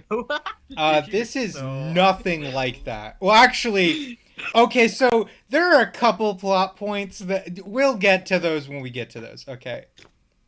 So, this is an anime which is very good because I can guarantee that the people that he dates do love him because God said so. Literally the God of love. So the way this works is Rentaro... Are they being like forced to love him? No. It's more like No, it's not divine intervention. Well, it might feel a little bit like divine intervention. God but... personally sanctioned his harem. Yes. Okay, so this is the way it works. Whenever Rentaro meets a woman and looks her in the eyes, if she is one of his 100 soulmates, both of them will instantly be overcome with love at first sight. And it works both ways. He cannot escape his feelings of love either. Like, whatever happens to his girlfriends... So fucked. It's a little... But it's like... So does he, like, just have to eventually convince all his girlfriends to get really into polyamory? Yes, actually, the first episode is 2 girls confess to him at the exact same time, and he debates for a very long time which one he should date because he believes in monogamy, and he is a devout Christian. No, he's not actually a devout Christian. But, eventually, he's just like, if I don't date one of them, then they'll die. And I can't have that blood on my hands. So this is Mormon propaganda. Yeah. So eventually, what he thinks for a moment about what if I date both of them behind each other's backs, and then he immediately he punches himself in the face, and that's an important thing because what you need to know about Rentaro is that he's like a paragon of fucking virtue. Like, his morals are so, like, he is so devout to them. He would never, ever, fucking do anything that he even considers slightly wrong. So, he decides he loves both of them equally. He can't say no to either of them, otherwise they'll die. And he refuses to do anything immoral. So he just tells both of them that he wants to date both of them at the same time. And at first, they're not very down with the idea.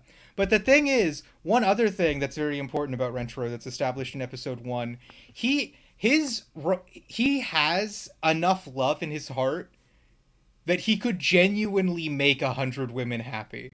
Like, it's like his fucking heart is literally infinite. There is no bottom to the amount of love he can dish out. It's insane. Yeah, but what about his time? Does he have to like divide his day into 100 segments? No. He doesn't need to do that.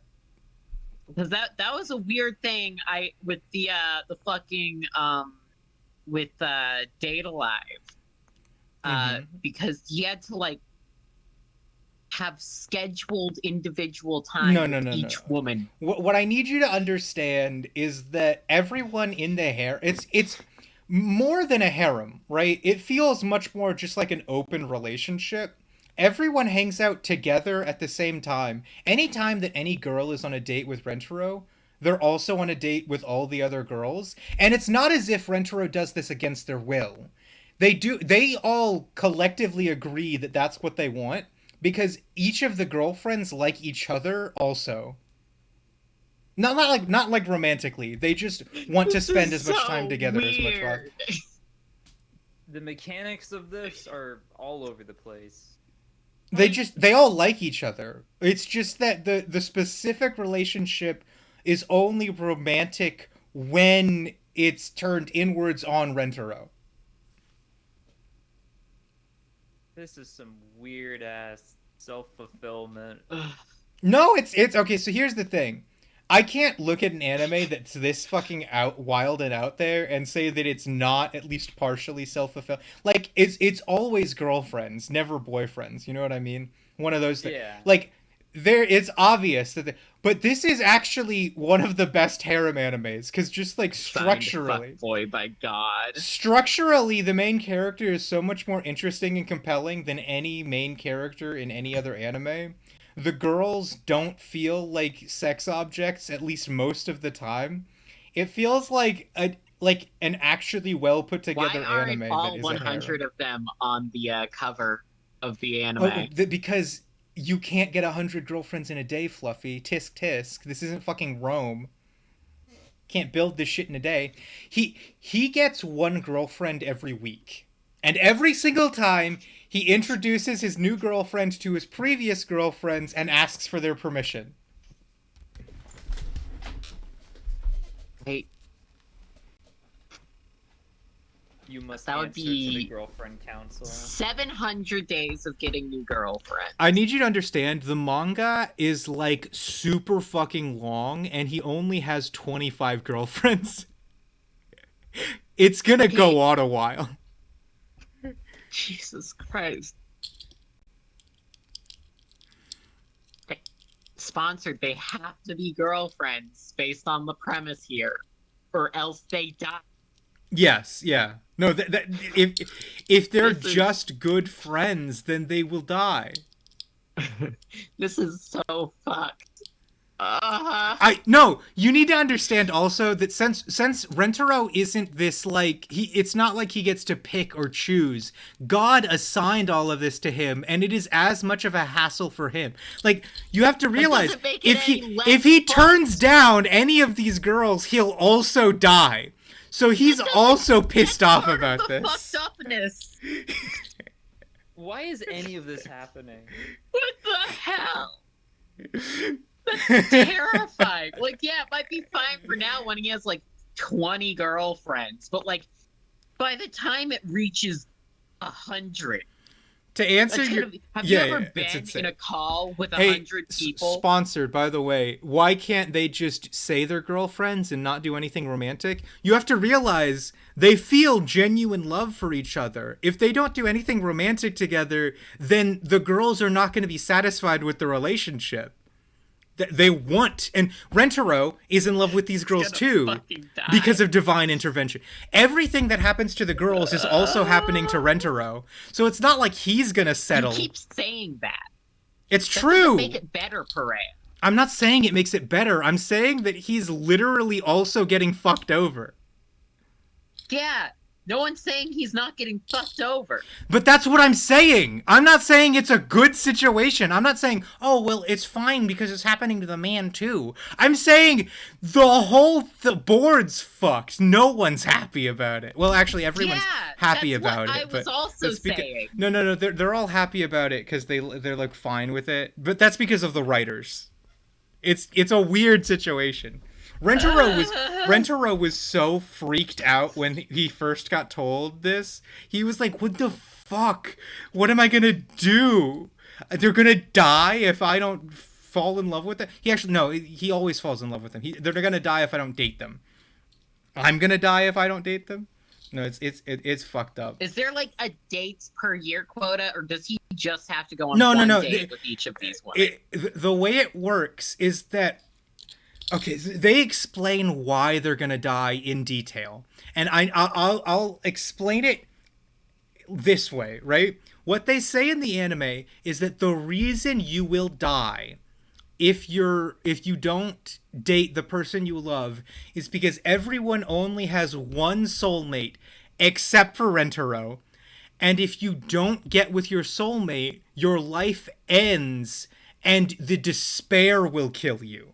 It's like we're fucking birds. You get one soulmate in this universe, and if you don't fall in love with them, you'll die of heartbreak. That's how it works. So the only thing that needs to happen with all 100 of these girls is that they need to not have their heart broken. They need to feel satisfied with their relationship with Rentaro. It doesn't matter how much time he spends with them. No. I don't want to think about this anymore. Because, Fluffy, everything I've told you about this anime so far is the good part. There is one thing that I don't like about it. God damn it, there's a bad part? There's a bad part. There is a bad part. Them killing God. Yeah, can they kill God? They can kill God. You're gonna want God to die even worse. The one part of this anime that I actually dislike, that I genuinely hate, is in the last couple of episodes, one extra girl is added to this cast right here. And it's really bad. The secret, hidden, blacked out additional girlfriend is this girlfriend's mother. Like, why? Why? Out of nowhere, why? This is just hentai logic at this point. You don't like this! She is... No. She's twice their age. She's like almost 30. He is 15 years old.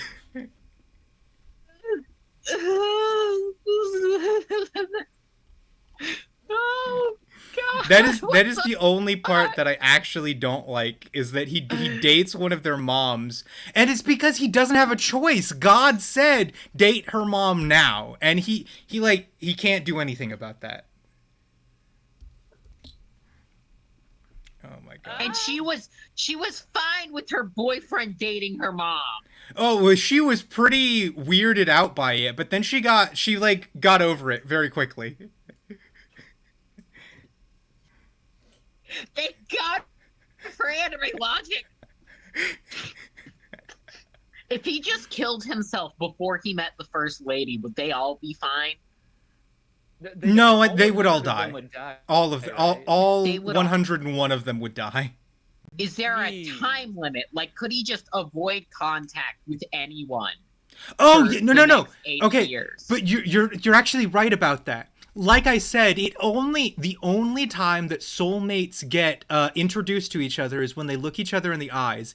If he covered his fucking eyes and just walked around, if he blinded himself, then he wouldn't have to deal with any of this. Does this mean my parents aren't soulmates? Yeah, apparently blind people can't have soulmates. Yeah, that's another consequence of this anime. Is it? This is so fucked. I'll admit, I like this anime because it's just well animated and its story is fun. But like when analyzed critically, it is so fucking horrible. I feel like this is a guilty pleasure anime. Yeah, I would agree with that. It's the best harem anime that I've watched, but harem animes are all terrible. You know what I mean? It's better than Shuffle? Yes. Because it's more fun than Shuffle. Shuffle, the main guy gets with one girl. Yeah, but like that doesn't make Shuffle good. Shuffle is better than other harem animes, but I don't think it's great. What if God heals your eyes after you blind yourself? Oh God. You have to see. No, but So, like yeah, no. it's If, bad. if he has to look someone in the eyes for Yeah. them to be a soulmate, Mhm. he could have just killed himself before he looked anyone in the eyes. Yeah. Well, no, because they would die anyways. Well, there's no Okay, guarantee okay. of that, is there? Okay.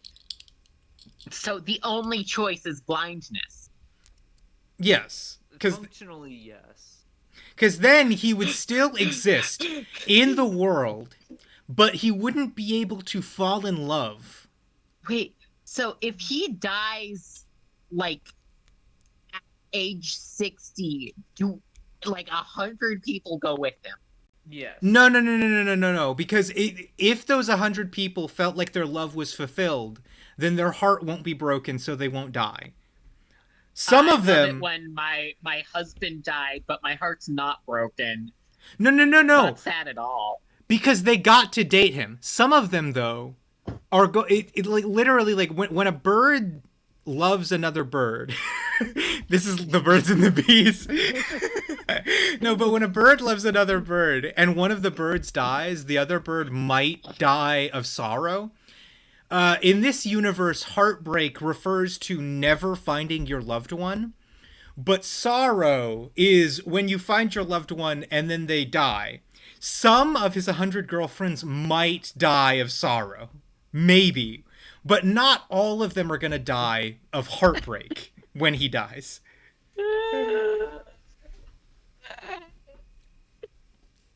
Why didn't he just blind himself? When a Maybe bird he loves a gouged lover his kid's bird. eyes out, so he's only up to like what, girlfriend 20? No, right now he's on girlfriend number 6. He can save 94 people from this hell Yeah. if he just gouges his eyes out. He never thinks of that. I guess he wants to fall in love with 100 people. Fucking idiot.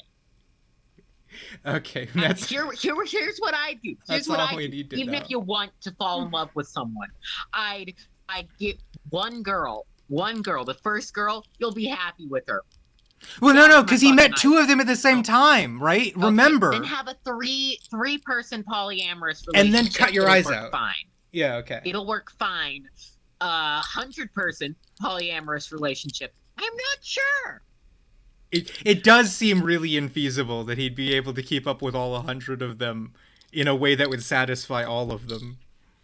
Gosh, you heard about the Seattle polycule chain that like spans half the city? What the? Just because they're all open relationships? I have not heard of that. Yeah.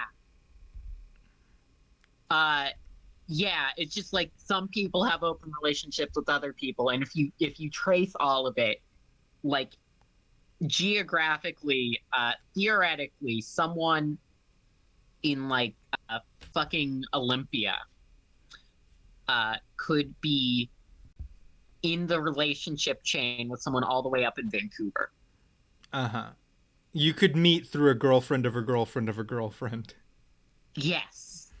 But that's the problem with this anime, is that since it's all directed into one person...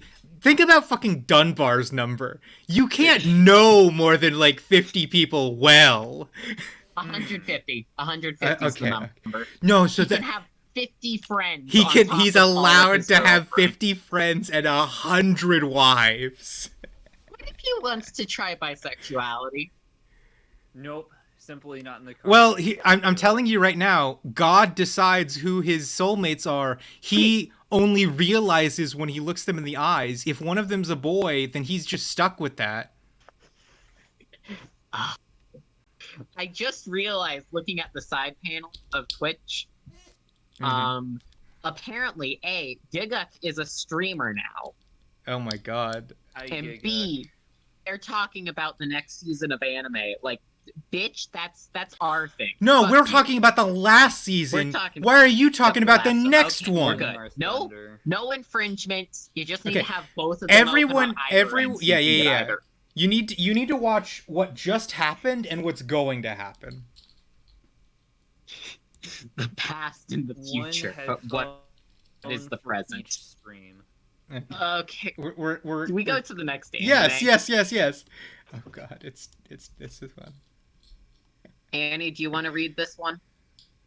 Okay. As soon as. Can you scroll down a bit further? Why? Your tendril is in the way in your head. No, Annie, look at the fucking Discord. Discord stream. There's a reason that's there. Okay, alright. Silly goose. I am a silly. I'm a little silly Billy. Actually. Okay. Tokyo Revengers. Tenjiku Hen. With a future where Toman has been destroyed by Mikey's Mikey is such a casual name. Twisted ideas and... Mikey is the strongest character in all of Japan, by the way. Mikey is such a silly little name, but, like, if he kicks you, you'll die instantly. Most people could achieve that. He decides to become stronger in order to stop Kisaki's plans. On one side, a mysterious gang from Yokohama, known as Tenjiku, begins to overthrow all the Toman divisions, deciding to destroy all the gangs in Japan, becoming the most powerful and unique.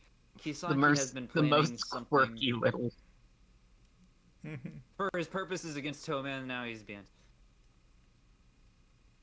Most little quirky little gang, most unique. So They all wear duck hats. Tokyo Revengers is the story. He's not even. Where's the fuck is Takemichi, dude? Okay, hold on. I need to go actually. First character right there in the characters. No, list. I know, but that's a bad picture of him. Okay, this is Takemichi, right? Main character Takemichi right here. That's what the guy looks like. He's a time traveler. In the year 2016 or whatever, his girlfriend gets blown up. So, well, technically she wasn't his girlfriend because he dumped her when they were kids, but she's been in love with him ever since. So she's been trying to get back together with him the whole time. And then before they could get back together, she gets blown up. Yeah. Oh, okay. And so he goes back in time to when they were kids to try and unblow her up in the future. And in order to do that, he needs to join and then sort out all of the problems of the gang Toman. And across multiple different seasons, he has fought 150 fucking bad boys, and he's never once gotten stronger. Like, Takemichi's thing is that he has 0 in every single skill set except for durability, in which he is invincible. Like, you can punch Takemichi infinite number of times and he'll never go down. But if he punches you, it feels like you've been slapped with a wet napkin.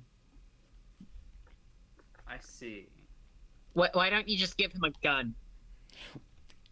We're getting to that. Let's get back to the gun anime. So in Tokyo Revengers, they take on their biggest enemy yet, a group of people that doesn't just want to be a bunch of bad boys. They want to be genuine fucking Yakuza gangsters. So they bring guns to middle school fights. Oh, America. Yeah. Basically, Thank God for Chicago. The main arc that happens is sort of at the very end of the previous season, but definitely at the beginning of this season, is he realizes that he might not be the only time traveler. He comes to the conclusion that there is one other guy that is constantly getting in his way whenever he's in the past.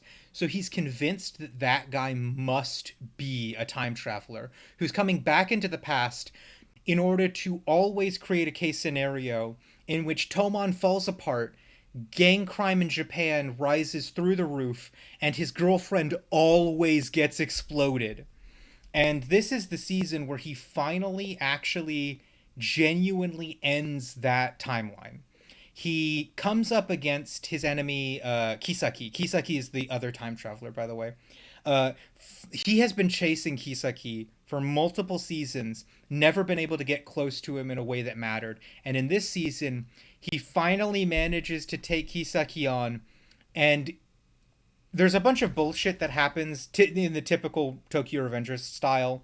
But then the last like 2 or 3 episodes, it's just Takemichi versus Kisaki. All the other fucking bullshit, all the fat has been cut. It's just the 2 time travelers fighting each other. And for the first time in Takemichi's entire fucking life, he punches someone and it actually hurts them. Like, it's not like a wet napkin. He actually does something meaningful and substantive for a change. Whoa, dude! Yo. Kisaki pulls a gun on a bunch of people. He shoots Takemichi in the foot, shoots another guy in the heart, shoots another guy in the shoulder and stomach, and Kisaki also hits a girl over the head with a bat. And of the people that he shot and the girl that he hit over the head, 3 of them die. So Kisaki, the other time traveler, really did just fucking shoot people and kill them. That's pretty hardcore for anime as far as that goes. Oh, don't worry, he gets his comeuppance. After Takemichi fights Kisaki, he Just spoiled the whole fucking show. Yeah.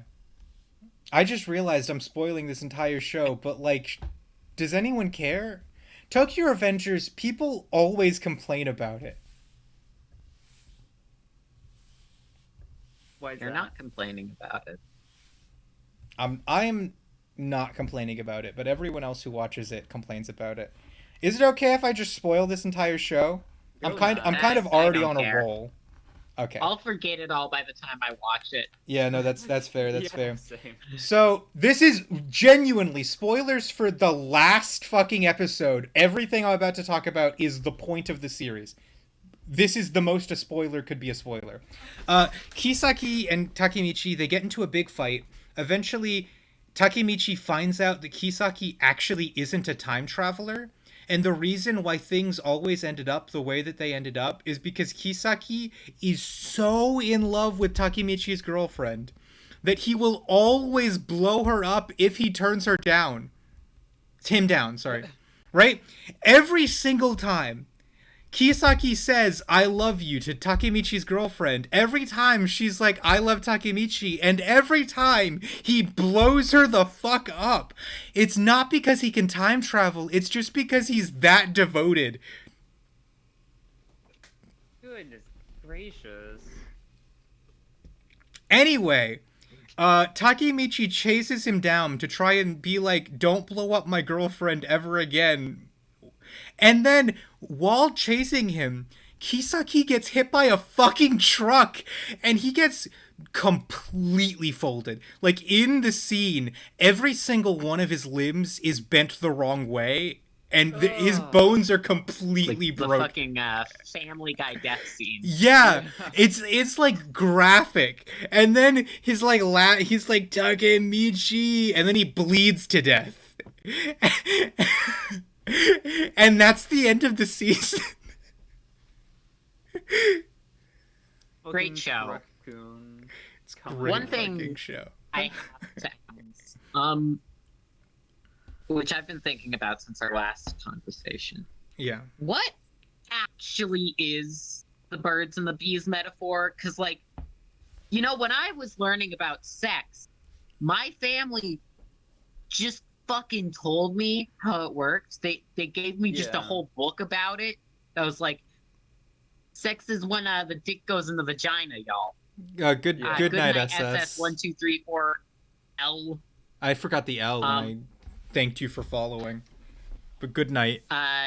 Good night. Yeah, they just gave me a book about all the sex stuff, and they were like, yeah, that's how it works. What's actually the thing with birds and bees? So birds have sex. Yeah, they don't have sex with bees though. No, but the thing about bees is that their sex is weird because not all of them can have sex. Only like 2 of them can have sex at a time. So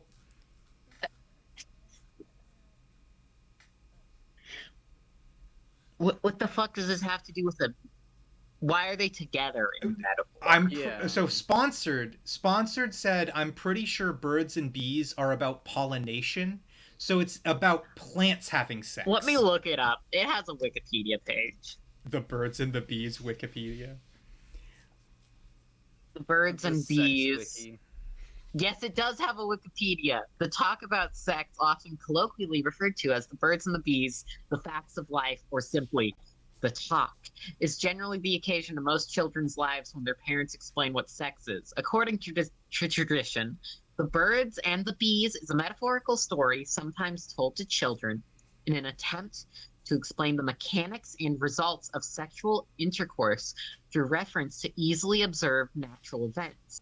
For instance, bees carry and deposit pollen into flowers, Yeah. a visible and easy to explain parallel to fertilization. Female birds laying eggs is a similarly visible and easy to explain parallel to ovulation. Okay, so Another that's interpretation Sponsored, you of were the half bird right. laying eggs is childbirth, although not as common. I get thank you, Sponsored, for being right. Yeah. Good job. I thought every time I heard it, I thought, so is the bee supposed to be like a is it like a stinger dick? The bee is the they're butt. fucking a The bee is bird? the top in the situation, and they're the bird is bottoming. Okay. So in ancient Greek sexuality, the bird is gay, but the bee is not. Hmm. Yeah. Are the bird and the bee characters now in a narrative? Is it all birds and all bees? Do they just constantly fuck? Can we get some gay theory about the bird and the bee? The one?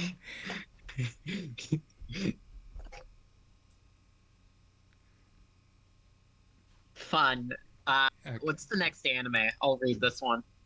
Oh god, this one. Yeah, let's do it. Oh, I love the terms, oh god, this one.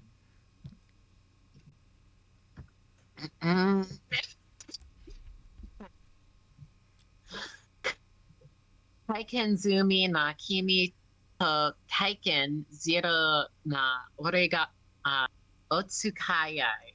Otsukiyai? Fucking hell, that's a lot of vowels. Fuck you. Suru Hanashi. Mm-hmm. Jesus Christ, these titles are getting long. That Rita... translates to English as the experienced you and the inexperienced me try to date or something like that. They fuck. Ryuta Kashima is the school's gloomy introvert, and he's got a crush on Runa Shirakawa, the popular girl. After losing a bet to classmates, he confesses his feelings to Runa one day. Shocked and secretly just as inexperienced as Ryuto, Runa agrees to date him. The relationship grows between two people who are as similar as they are different. Will their young love blossom? Time will tell. That sounds boring as shit. No, it's pretty boring. Fluffy, you really don't like romance anime, so you're not gonna like it no matter what. But for someone that like actually does like romance anime, this is still like an easy pass. The thing about it is that it's a fine romance anime. It's like passable. I like the characters enough, but it's just like sometimes a little annoying. Sometimes side characters that aren't a part of the main relationship are just downright insufferable, and other times they're fine. They had one good character that was a side character who I really liked, and then in the last episode, they made her a vapid bitch for no reason, and I don't know why, because she was wonderful before that. It's just like So like one of the most mid romance animes I can imagine. That's all that there really is to it. like you gave it like a 50? Yeah, I think I probably gave it like a 55. Why did I give it a 60? I meant to give it a 55.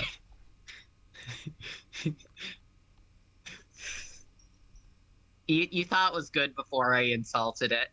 No. I didn't think it was good before you insulted it. It was probably just my mistake. I think the main two characters are Okay. fine. They have a very boring but nice love story. It's the side characters that really make me not like this anime. The reason why I would rate it a 60, genuinely just a 60, if there were no side characters. But the side characters just lose 5 points because they all suck. What about the side character you like? She gets ruined in the last episode. Her entire character gets completely deconstructed, and she becomes like. How exactly does this happen? Okay, so this girl is a popular girl who likes J-pop, right, or K-pop or whatever, and that's her thing. That's her hyperfixation. She likes to talk about it, and the main character's friend, one of his friends, likes her. But he is an anime. No. He's a gaming otaku, like a video game otaku.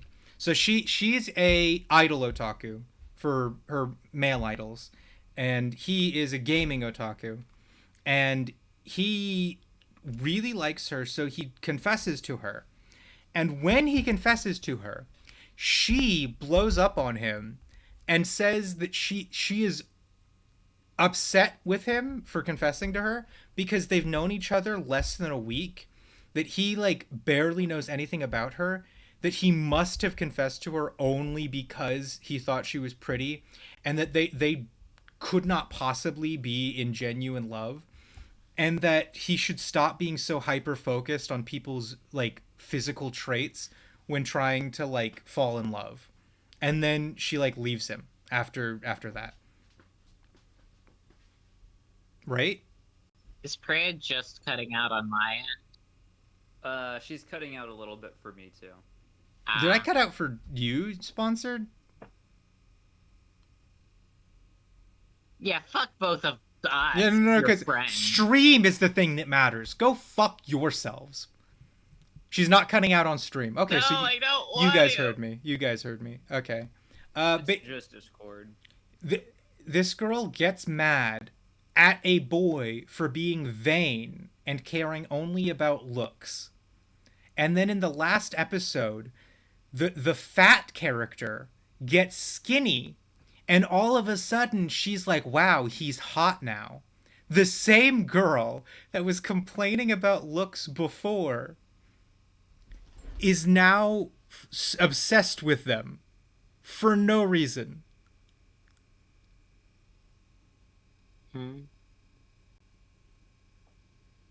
What the heck? She was a fun character, and like she seemed all right. She didn't get characterized very much at all. So like a part of the reason I liked her is because I knew so little about her. But then all of a sudden they ruined what little character she had by completely fucking contradicting it. Yay, thanks, anime. Yeah, it's just like it's a very mid romance anime. Is it gonna be my? Hey, I get to read the bio of this one. Uh-huh. Way. This one's gay. That's fun. Watashi no oshi wa hyaku reijo. Sorry. The world turns upside down when a corporate drone wakes up as Ray Taylor, the heroine in her favorite otome game, Revolution. Ray is... I was rolling back way too hard. Ray is elated at the opportunity to court Claire Francois, the game's villainess and the object of her affection. Armed with her knowledge of the game and events to come, Ray sets out to make Claire fall for her. But how will the villainess take Ray's romantic advances? That's Oh, that's no. technically inaccurate, by the way. A large part of Ray's character is that she's not trying to get Claire to love her.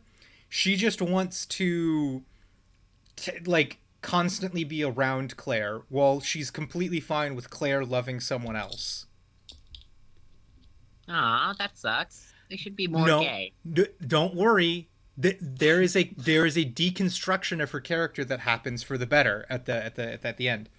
But Oh, okay. They become gay. Good. yes, they become wives. Yay! Hey, that's Really? cute. Well, for real here's the thing. Spoilers for a good anime that you should watch. Actually, hold on. Hold off on watching it until I get through my gripes. But like spoilers for the last couple of episodes. They Ray can like literally proposes to her, like marriage proposes. And she doesn't really respond to that. But whenever anyone calls them wives, she says that she is not Ray's wife, that Ray is her wife. So, because, she's like, Claire is super, like, I'm the noble, she's the commoner. So, if any one of us is going to be the wife, it's Ray. Fair enough. I see. And then the anime ends after that. So, the thing is, this is a very good anime. I read the manga before I watched the anime, and I really liked it, which is why I was so excited when the anime got made. It's fun, it's gay, and I recommend it. There is one thing that I think everyone should know. There is a fair amount of incest in this anime. Yeah. Yeah, so I think the worst thing that happens in this anime is in the middle part, one of Ray's servants is in love with her brother, and Ray equates being gay to being incestuous, but not in a bad way. Not in a way. No. She's not saying that incest is bad. She's saying that it's good, actually.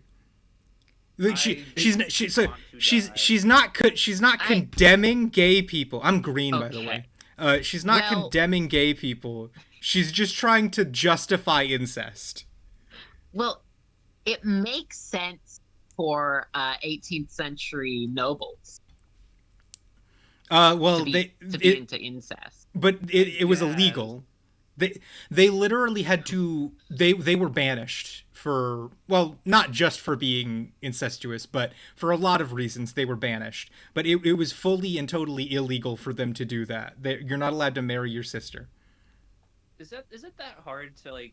Is it that hard to just have like lesbians and it not be like the worst fucking thing imaginable? That'd be nice at some point. I want that. That's also That'd be not the cool. only bit of incest in the anime. There's a I'm gonna die. in the last arc, Ray gets a romantic rival who is canonically a very distant relative of Claire's, but Claire has been in love with them since they were kids. So we can just say that this is Claire's second cousin, just like to like make it easier to talk about. Claire has been in love with her second cousin since they were children, and as soon as her second cousin comes back into the picture, she's immediately all over her all over again. So Well, it makes sense for 18th century It's- noblemen. when I read the manga, by the way, I need to be very clear. I didn't get to the incest parts.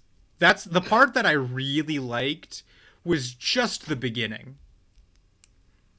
I stopped reading around the time that like the revolution was about to start.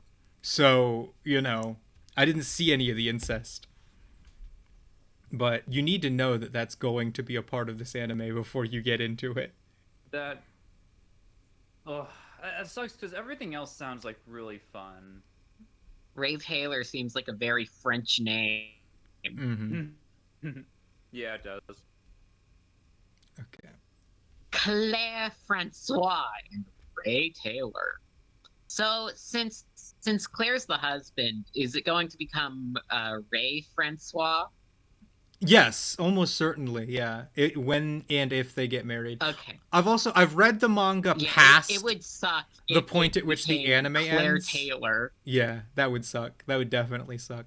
I've read the manga past the point where the anime ends, and they're like very slow about their like marriage process. Ray did say, "I want to marry you" to Claire, and Claire is interested and wants to say yes, But like Claire straight up waits all the way up until another girl starts flirting with Ray to even show that she's like, this is my wife. You're not allowed to touch her. Sick. Is that all we have to say on this one? Yeah, basically. I think the only thing is that how's the revolution? Do they have good theory? Kind of, yeah. The whole point of the revolution is in this anime, Ray is always on the side of nobles, but like not uncritically. It seems like, especially when you read the manga, right?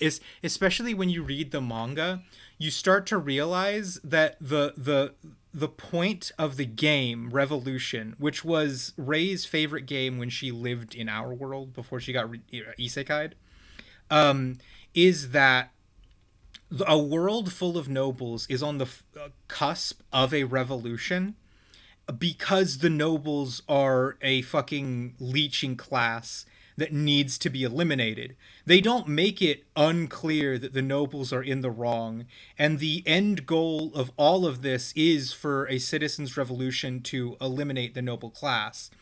The whole point of Ray's journey is to slowly convince Claire to give up her wealth and accept the revolution so that they don't behead her, which is what happens in the game.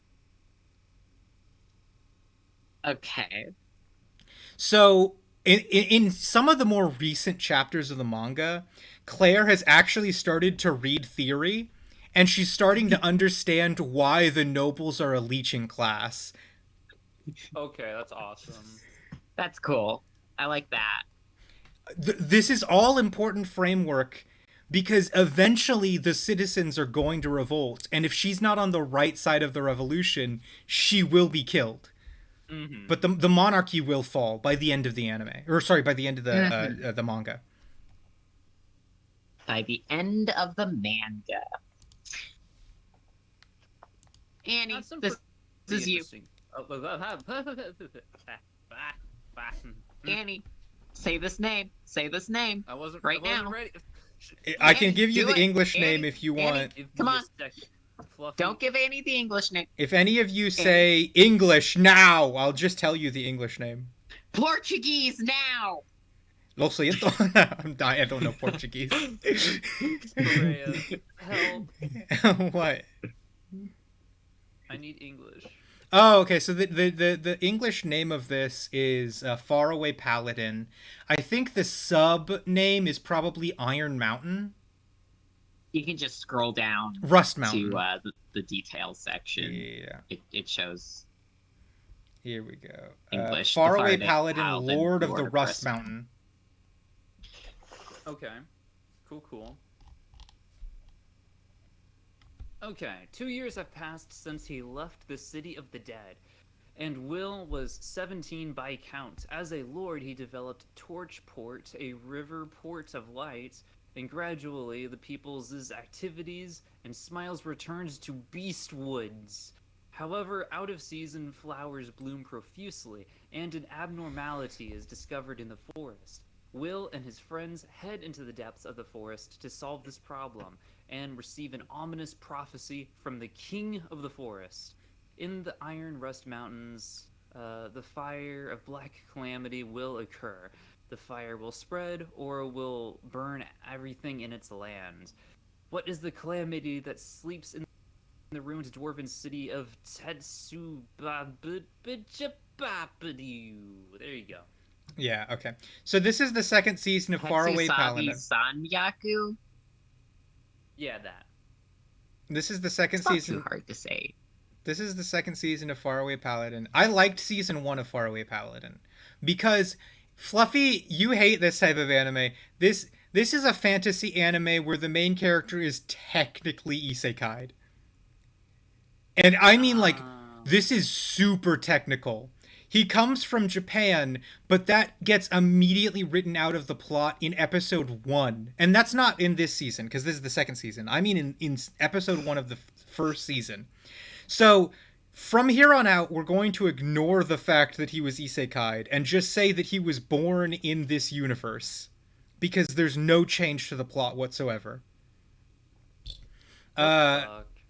This kid, this red-haired boy in the center of the frame, right here, is the famous Japanese red-haired hair color, man. red. No, I'm telling you, like, his soul He got was isekai isekai'd. from Ireland. His soul was isekai'd. He's Irish. I'm sorry. But his body is and was born in the new Hair world. is part of the soul. He's just a character in the anime, right? You know what I mean? Like, there was no reason for him to be isekai'd, and I don't know why he was. Game. He you know what? I'm just gonna say it. Jacksepticeye. Fuck the canon. Completely and totally disregard the canon. This is just a fantasy anime. This is a boy. I can make Perea progressively matter by making stupid jokes about the main character being Jacksepticeye. You're not making me mad. It's that you're reminding me of why I'm already mad. I was already pissed at the fact that he was isekai'd to begin with. And then you kept saying Irish, Irish, Irish. And I was like, he's not Irish. Because he was literally born in another world, but he's still an isekai? Like, what the fuck does that mean? The other world is Ireland. Actually, you know what it might be? It's just fantasy Ireland. Okay. So, we're ignoring the fact that he was isekai'd, because he fucking wasn't. That didn't happen. Don't. This red-haired boy was born in the middle of nowhere, a region of the world which has been completely and totally abandoned because it was taken over by a Dark Lord. Despite being born there and his parents immediately fucking dying because, you know, they were in the middle of dark territory, land that makes you die. A bunch of undead adventurers find this baby and take care of him and raise him as their own. And it's slowly revealed in season 1 that the undead adventurers were the world's best adventurers who died defeating the Dark Lord that used to control the land that they lived on. And the only reason why they're undead now is because they were caught up in a curse of, I think, a different dark god. So there's a god of light, and then there's a god of the undead, and they're sisters, and they used to be the sisters that led souls to the afterlife, but one of them decided that it was way too sad to watch warriors die, because a warrior would have so much fight in them, so much honor, so much valor, so much honesty, and then they would die in battle. And instead of being allowed to continue to live in the world, their memories would slowly fade and their soul would just be taken to the afterlife and all would be forgotten. And one of the elder sister hated that and believed that the stories and lives of adventurers and honest men should live forever. But the goddess of light, her sister, was like, no, like, the whole point of the cycle of rebirth is that your soul has to be taken to the afterlife. That's like how that works. You're not allowed to live forever. That goes against the rules of nature. So one of them becomes the god of the undead and brings dead people back to life because she wants their stories to go on forever. And the other one actively fights against her own sister as the goddess of light because no one was meant to live forever. And the important thing here is that the adventurers that raised the main character follow the goddess of light's teachings, and the only reason they're undead is because they got caught up in a curse.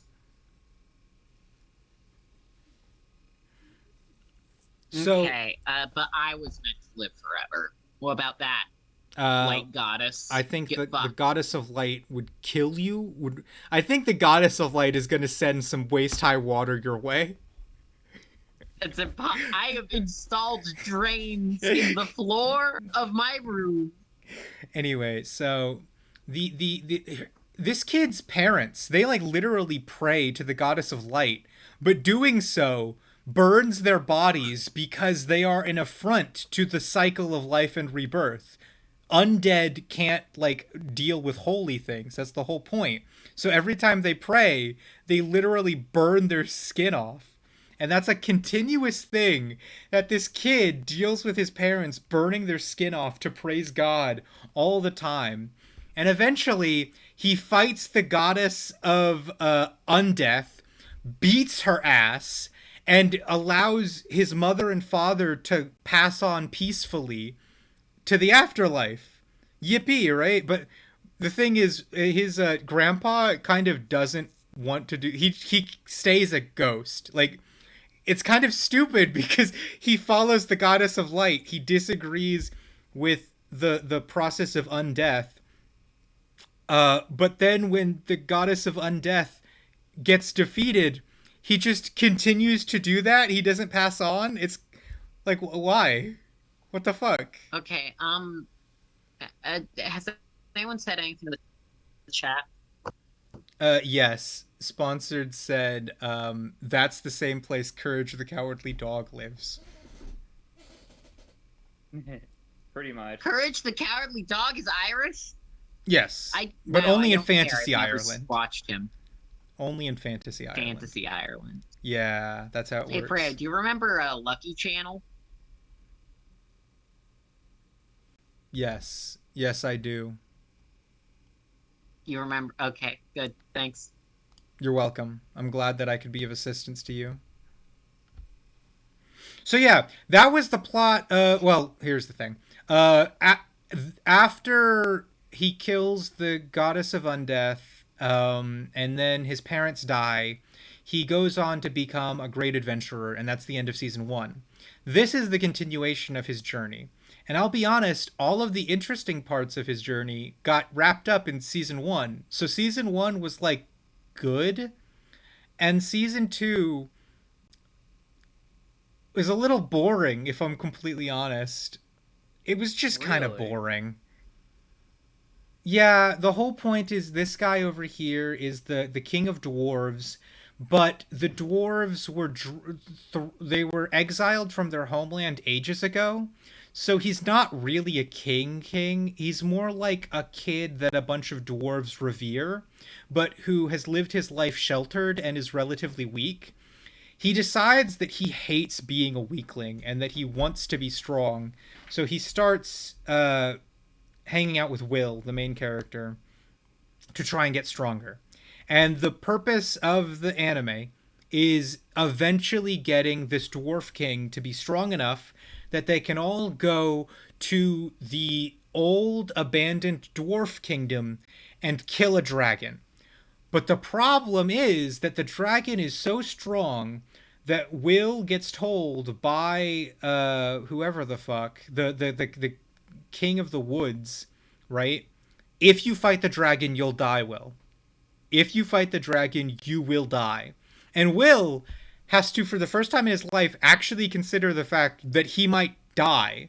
Because he's always been strong enough to beat whatever enemy faced him, except for now. In the end, though, after all is said and done, they beat the dragon, and Will, his life is saved by the goddess of undeath. See, it's one of those situations. Right? Interesting. Thematic. And he returns home, and it's fine. But I think the story in this one was just like not as compelling as in the first season. Yeah, that sounds kind of weak sauce. Does he have a moment like the Tokyo Ghoul kid where he starts crying and shitting and pissing about being undead? I think that would be funny. They should have just ended the show like that. What? He's not undead. Fucking miserable. I said his life. His life got saved by the goddess of undeath. It's not that he turned undead. This is, like I told you, the whole point of the goddess of undeath is she hates it when warriors die. So usually she just brings them back to life, but this time she took preventative measures. But it would be so cool if the hero who doesn't like being undead was forced to do that and cried and shit and pissed himself. Yeah, missed opportunity. He's the paladin, and specifically he is a paladin for the goddess of light. So if he became undead, he would instantly lose all of his religious ties. Like the goddess of light would reject him on that immediately. That would be cool, though. Yeah, they didn't do that. That would be a cool setup for like a third season. Where Also, he's like, fuck, my whole another life is fucked. Another thing is that because Will is one of the strongest paladins that has ever lived, it's eventually revealed that both the goddess of light and the goddess of undeath are like interested in him in a weird way, where it's like they're gods, so their feelings are not the same as those of humans. And so their interest is more holy than it is anything that a human could describe. But that also means that they're willing, both of them are willing to create avatars of themselves to have sex with him. But he denies them both, I think. Wow, isn't that such a fucking self-insert? Yeah, I totally have gods just wanting to hop on my D, but I'm too cool for it. Yeah, but that's a thing that happens. I hate this kid immediately because of this. He's fine. It's just boring. He's fine. It's just boring. Why am I green again? They should make him into Kratos. Ooh, that would be pretty interesting. No, I agree with you, by the way, Fluffy. I genuinely did think when the goddess of undeath was going to save his life that she was going to turn him undead.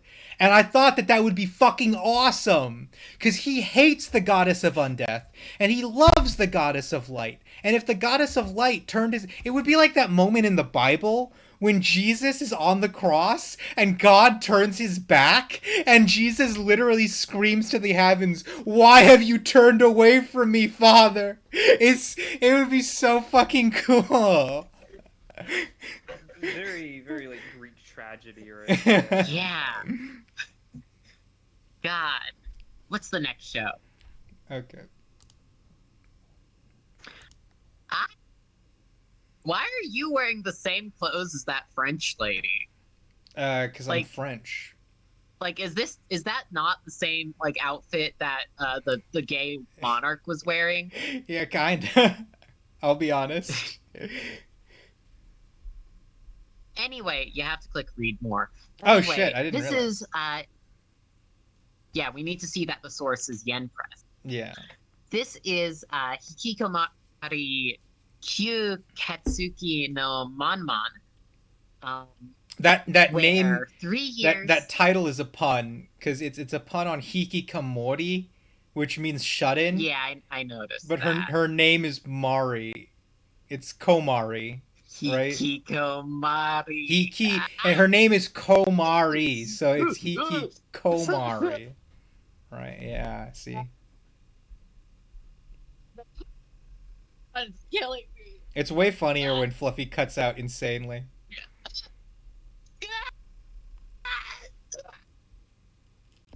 Okay, so 3 years into her life as a shut-in, vampire Terakomari. Why am I green again? What? Huh? I'm always turning green. Fuck, am I... Sorry. Terakomari Gandes blood. Komari for short. Awakens to find she's been appointed as a commander in the Mole Knight's Imperial Army. The thing is, her new unit consists solely of belligerent ruffians who revolt against their superiors at the slightest hint of weakness. Although Komari hails from a line of vampires as powerful as they are prestigious, her refusal to drink blood has made her the picture of mediocrity, scrawny, uncoordinated, and inept at magic. With the odds stacked against her, will the help of her trusty and slightly infatuated maid Vil be enough for this recluse to blunder her way to success, or will Komari rue the day she ever left the safety of her room? Mm-hmm. Is this gay? Yes. Well, it depends on what you mean by gay. Komari has a harem of women that all love her romantically. That is gay. Yeah. Okay. She doesn't necessarily return their affections yet. Okay, so it's gay, but she's just a little shit about it. Yes. By the way, the person who probably loves her the most is her maid, but she's constantly saying, "Get away from me, you creep," to her maid, because her maid's a little creepy. She watches her sleep, takes off her clothes sometimes. It's a whole thing. Okay, yeah. So this show should be awesome, yeah. Yeah, it's pretty good.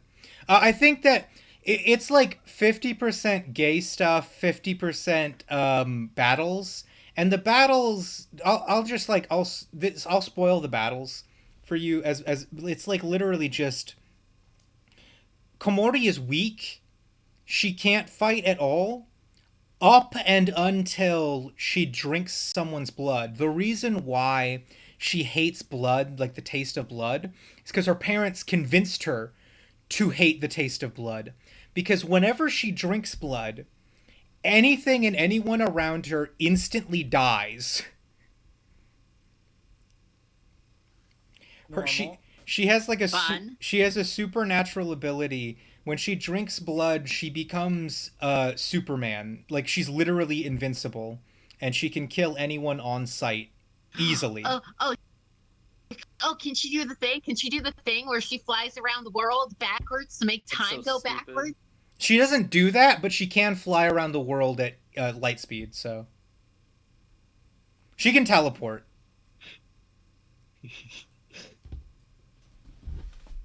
So yeah, no, most of the battles come down to this. Komori whining, crying, and getting her shit pushed in until someone gives her a little bit of blood, and then she murders everyone instantly. But other than that, everything else in this anime is gay. Fun. So it's just a game. So you gave it 100, right? I think 99 highest rated 2023. I give it a 75. I give it a 75. It's very gay. I would say the majority of the anime is just focused on girls being romantic with each other.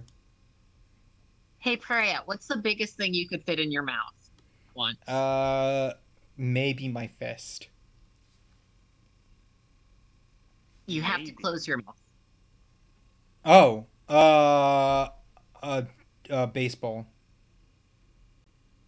Can you fit a whole grapefruit? No.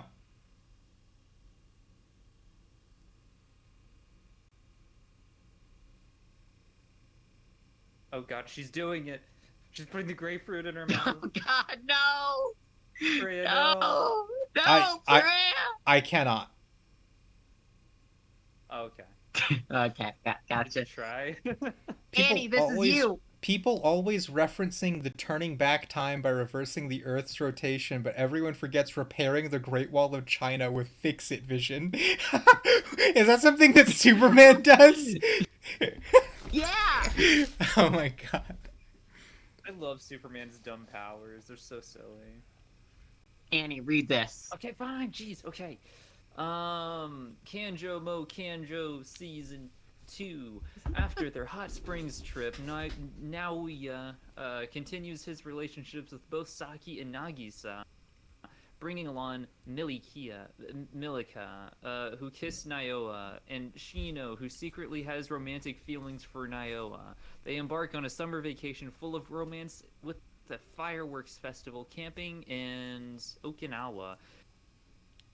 Milika's younger sister Riza also appears, making the romance in this neo-standard rom-com heat up even more. A season 2 filled with summer and swimsuits is about... Okay, so this is like an entire season of beach episode. Okay, so no. Shut up, both of you. What I need you to understand is when we reviewed 100 Girlfriends before, this is a clear and honestly easy way of delineating between the way that you guys judge animes based only on my description of them and the way that I judge animes after actually watching them. This anime is almost like a direct fucking response to every criticism you had for 100 Girlfriends. Fluffy, you said He has 100 girlfriends. That's way too insane. Why couldn't he have just accepted 2 girlfriends and then been done with it, right? I said, why couldn't he gouge his eyes Yeah, out? yeah. Specifically. Get 2 girlfriends. Does the main character here gouge their eyes out? Yes. No. So you said the main character should have dated 2 girls, accepted that as his polycule, and then gouged his eyes out so that he wouldn't have any other girlfriends. I only said the 2 girls thing, because he met them at the same time. Because he had to. Yeah. Okay. Maybe he pans his eyes around, only lays eyes on the first girl, closes his eyes, and starts gouging them out before he looks at the second girl. Yeah, fair. Because this anime it's like largely so much better in terms of like what you guys were complaining about. There's no incest, not even a little bit. Not even a crumb of incest appears in this anime. Secondly, although it's still bad because it's a harem. Harems are awesome. They're terrible. They suck. They're bad, but I love them. I love harems. Haha. So the main character Naoya, he has a girlfriend. I don't like his girlfriend very much, actually, because she's really, really tsundere in all the worst ways possible. He asked her out on a date when they were in middle school, and she punched him, and then he did that every single day afterwards, and she responded in the exact same way. But then, like, keep doing it because he loved her so much. Whatever.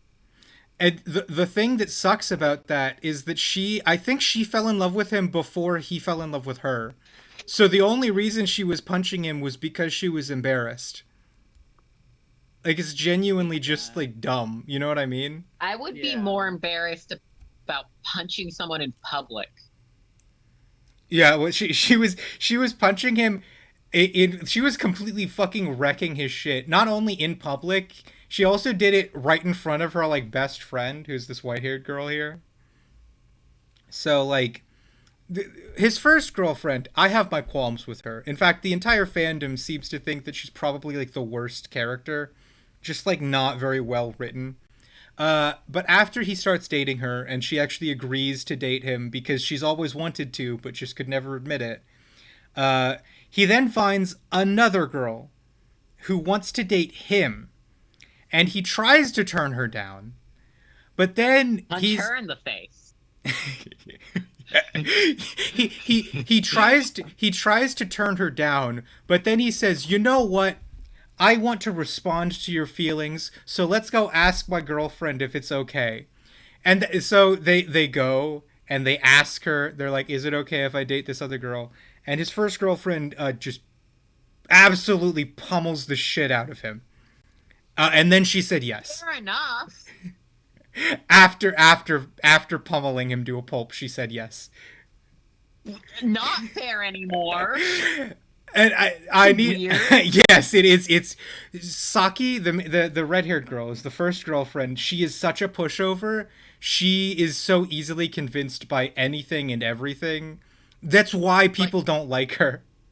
She doesn't have many convictions, but she's still very violent. Shit out of people. Yes. Anyone she doesn't like, she punches, but she's also a pushover. She's not great. Only her. Now, after he gets his second girlfriend, Naoya... so how do the other 2 bitches get involved? Okay, so... After he gets his second girlfriend, Naoya says, 2 is enough, I'm not getting another girlfriend. And he means that. This girl, Mirika, tries to seduce him over, like, a whole fucking year, and he never even gives her a single bit of ground. This girl is Saki's old, like, friend from back when they were in middle school, and she was in love with him from way back when he was still confessing his love and getting rejected to Saki.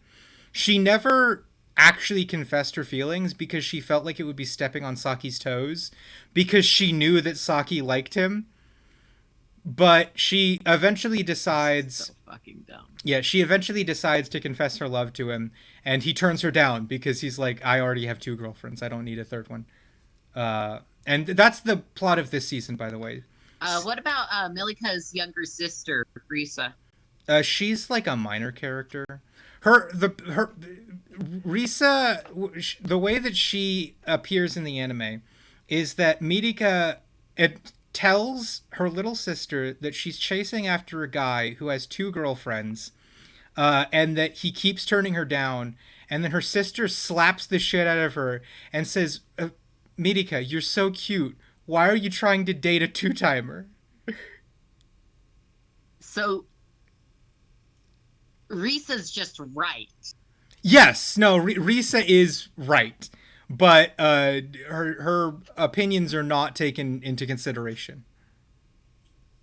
And she's a minor character. Annie, do you have something to say?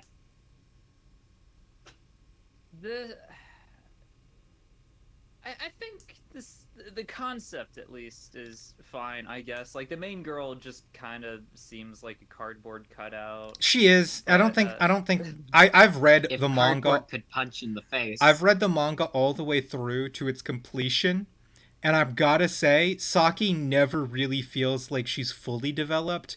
They bake her a little bit more, but it's just not enough by the end of the manga. It's just not enough.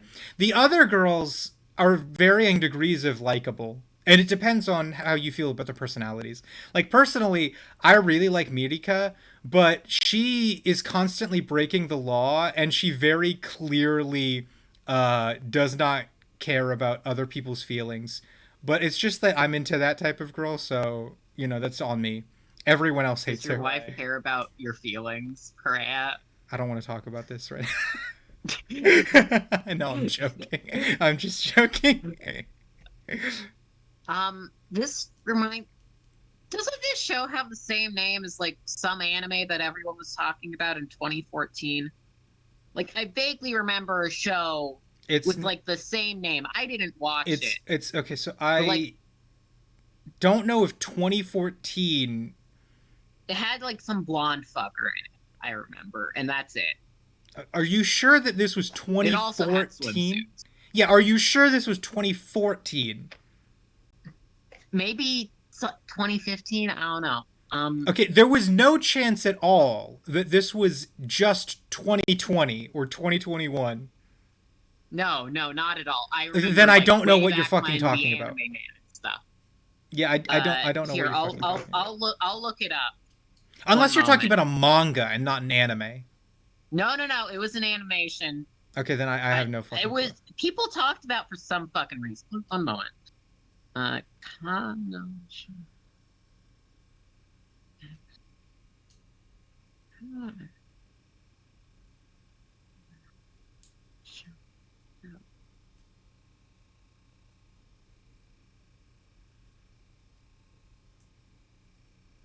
Oh, that's a porn. Oh, everyone was talking about. Everyone was talking about pornography. Yes. It has a Wikipedia article, I think. Let me check. Mm-hmm. It was a PSP game, first of all. Mm-hmm. Sick. Yeah, there was a third Kanojo. Sorry, in that one. Cool. Well, I don't care anymore. Yeah. Okay, so this one is way worse than the other one. I'm still fine with it. Sounds way worse. I think the other girls are like good. Like I only described Saki because she's an obvious standout as being bad, but the other girls are great. I like all of them. Although the basic plot is also not all there. It's show. Very not the best harem. Yay, I get to read this one. Konyaku haki sareta reijo wo hirota ore ga ikenai koto wo oshikomu. Alan Crawford is a misanthropic sorcerer. Wait, hold on, Fluffy. 90% of the appeal of this show is in its name, so we need the translation, otherwise it won't be accurate. The name of Scroll this down. show... Annie, you can read the The name. name of this show is I'm Giving the Disgraced Noble Lady a Rescued Crash Course in Naughtiness. Or That really doesn't just... even make fucking No. sense. That's a terrible fucking name. That's not the one that I remember. It's actually just like I'm giving a disgraced noble lady... I'm teaching a disgraced noble lady about all the naughty things in the world. Or how to be naughty. Anyway, Alan Crawford is a misanthropic sorcerer known as the Dark Lord. When he comes across Charlotte Evans, a noblewoman exiled on false charges, his memories of being betrayed 3 years ago come rushing back. He decides to teach Charlotte about all the pleasures, vices, and joys of naughty living. Can a broken heart be mended with riotous living? These two are bound to find out. Source: Crunchyroll. So do they just fuck nasty? Why is there a capybara with an X on its head? Okay, so I'll explain that. They do not fuck nasty. In fact, the two of them don't... they don't actually seem like they know what sex is, either of them. What does naughty living mean then? Naughty literally means things that are generally considered selfish. Like eating a lot of cake and sweets. Oh, fuck off. Yeah, or sleeping in past your bedtime. That's what they mean. That's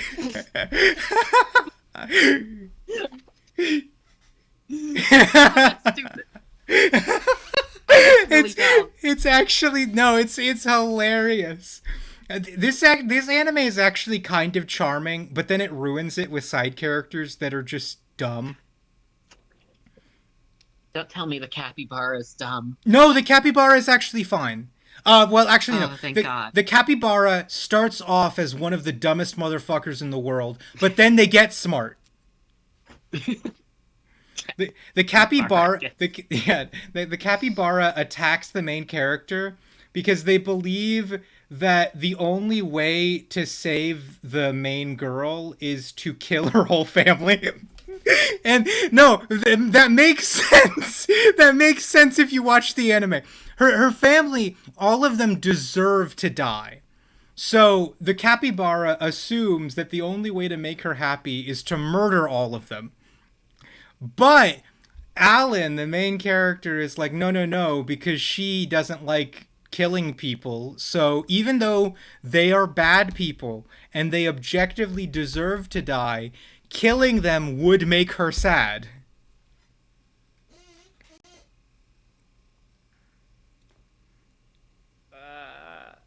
And then eventually... No! Don't kill Hitler. Think about It's not the same. You have to realize these people are not... They're not abusing, like, minorities. They just abuse her. It's only her. Like, it's her family. It's not like a fucking... You know, it's not like a... It's not like that. It's just her family. Anyway, oh boy, oh. The anime's fine. It's funny. It's cute. You might get pissed off because they always say, "I'm gonna teach you another naughty thing. Look, if you can sleep while you're technically working," and it's like the dumbest fucking. They're not naughty at all. That is probably gonna be like my biggest gripe. But if that's not a gripe for you, if you don't care about that specific, if you're fine with them calling very silly childish things naughty, then it's actually a great anime. I do think that at the end of the anime, a lot of the side characters start to become insufferable, and I just can't like it anymore. So I think I dropped its score quite a bit because of that. But no, it's fine. It's a fine anime. Nothing objectionable about it, except that they give us the next one. They talk like children. They don't know what sex is. They're so fucking childish. He's the Dark Lord. Annie, what is shy? What is shy? Let's find out, shall we? Okay. On the brink of a third world war, superheroes appeared on Earth. Hell yeah, that's awesome. Gifted with powers, their appearance brings peace to the world. The heroes of each selected country in which they would reside serve and protect its citizens. Shy is Japan's hero, endowed with super strength. Her most daunting enemy yet, crippling shyness. Join Shy and her super friends as she defends Earth and gains confidence. That's super cute, actually. Okay.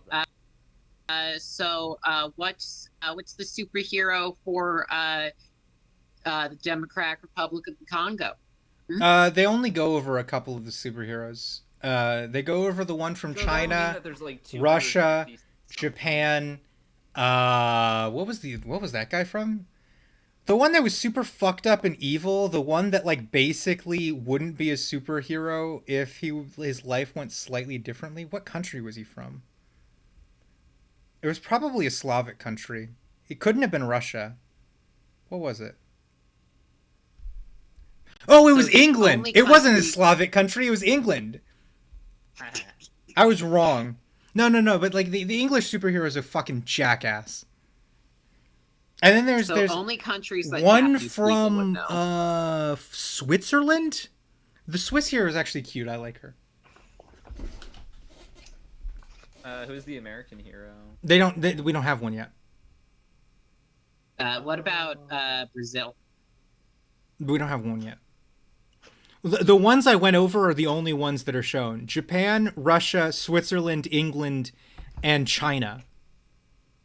That's bullshit. It's only one season. Even Indonesia. Not even like It's only one season. Why does the fucking guy from England show up? Because he has to beat up the main character so that everyone hates his ass, and then he says, "I'm not sorry, get fucked," and then leaves. Sounds like an English person, but what? Yeah, no, he's an asshole. Nobody likes him.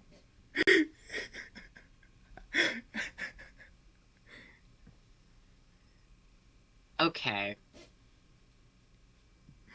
Anyway. Fine. So, the important thing about this anime is that it starts off as a very generic superhero anime. It's like, it's completely fine. Perfect, like a 70, you know? An entirely acceptable superhero anime that does its due diligence in just being all right. Perfectly forgettable, right? Mm-hmm. Problem. In like episode 9, they decide to have like a super fucking dramatic arc. And like, I'm gonna be honest, guys, they actually pulled it off really fucking well. For like 4 or 5...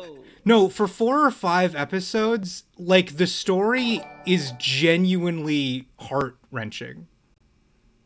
Thank you, Maple Milk, for kind following. of like how Cutie Honey was all fine until suddenly the villains burn her house down and her friend burns to death in front of her. Yeah. Yeah. She's just homeless for the rest of the show. No, the hero from Russia, her backstory finally gets told, and it turns out that, like, she has a really sad fucking life. Like, genuinely, one of the only times I've cried at an anime was when her mother, was fading away. It was insane. So, like, I think that this anime is, like, very unremarkable up until it just tries really hard to put all of its budget into being good for a little bit. And I think that if it does that again and manages to pull it off, I think that it's probably a really good fucking anime. Okay. Interesting. I'll watch this anime's career with great interest. Mm-hmm. away. My favorite part is after they finish the dramatic arc, they go right back to being generic superhero stuff, and I'm like, after what just happened? What the fuck? And then the show ends. Yeah, and then the show ends. I'm willing to bet that they had a different writer for each part of the show, and one guy was trying way too hard. He did really good. I only love this show because of that one arc. It was insane. I liked it a lot. Okay. Oh no, how did this make it here? This isn't an anime. No, I refuse. I'm boycotting. What studio made it? It was... Let's see. Oh, did I skip over it? I think I did. Studio, yes, Saru. Science Saru. Where's Science Saru based? Let's check. Oh. It looks like they make anime. Dude, they made Yurei Deco? I wonder why this counts as an anime then. Yeah, this was made by an anime studio. They worked on fucking Azoken. No, they made Azoken. Dude, scroll down. Devilman is there. Studio. Devilman Crybaby. Yeah. Yeah. This might count as an anime now that I've seen this. This might count as an anime, but you have to... I didn't watch it subbed. I watched it dubbed. So, does it still count as an anime? I have to at least add it to the list, because I did watch it. It doesn't appear on my anime list, so for me, it's not an anime. Oh, well, fuck my anime list. They got into crypto that one time. Uh-huh. Well, my review in 5 seconds, so that because it's apparently not an anime to Annie. I didn't realize that Ramona was like just as bad as Scott in some ways until I watched the show, and then I realized the reason that they love each other is that they're both really bad people.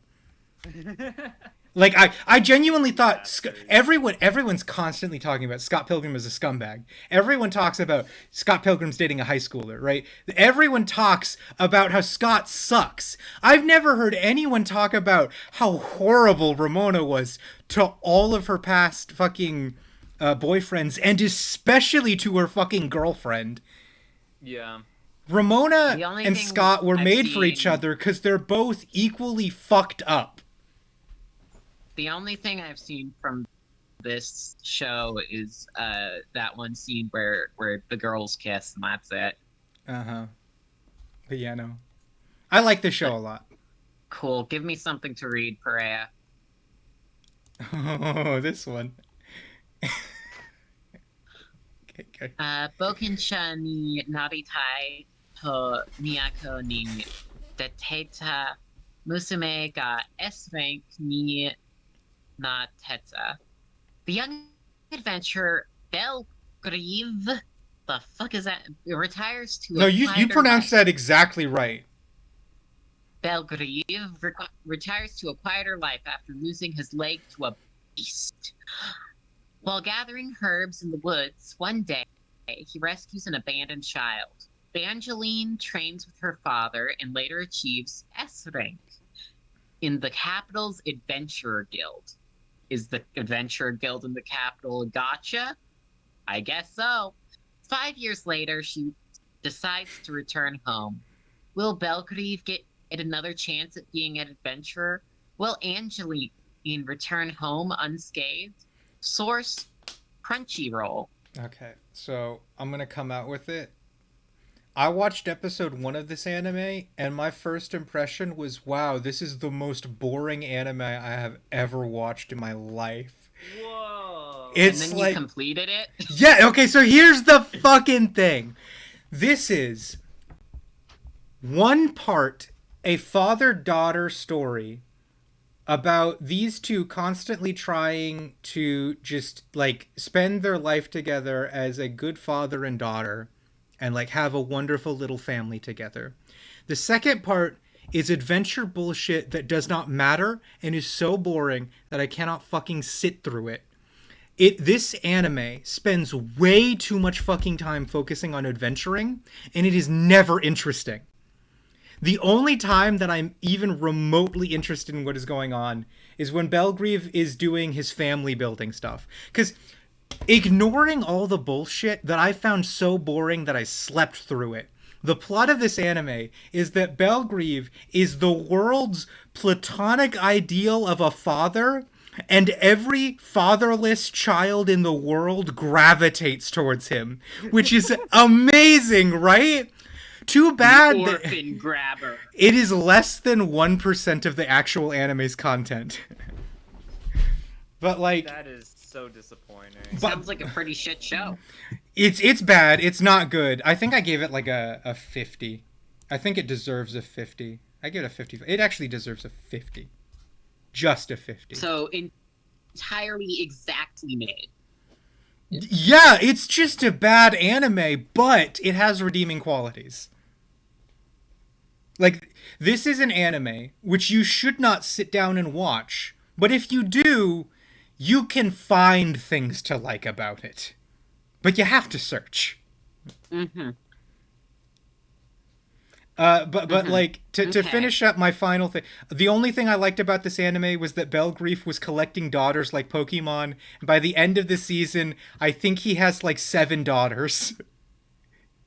Nice. Love to see it. Nice. Is that what you're gonna do, Freya?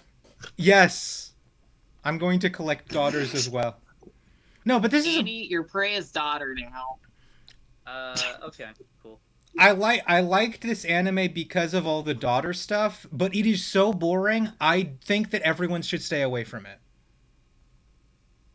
Okay, I'll remember that when I go watch. Yeah, go ahead, do that. Annie, this is you. You can read that. I believe in you. Wait, 1 second. You, I you will can say- you can pronounce the title. I will say I'm probably gonna dip out after this one because I'm starting to crash. Oh, But, okay. We're almost done. Like, look, we only have like a couple more left. Okay, alright, I think I can stick it out then. Anyways.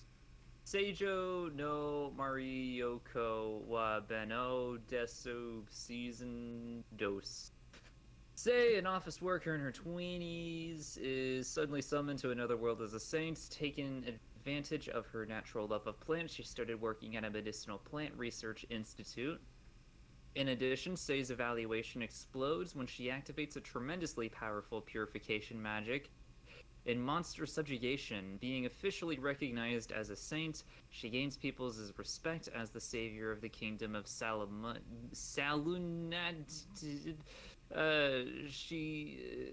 Those who watch over her support her are Johan and Jude from the Research Institute, Yuri from the Imperial Court Mage Division, and Albert Hawk, the Ice Knight, who is attracted to each other but is still less than a lover.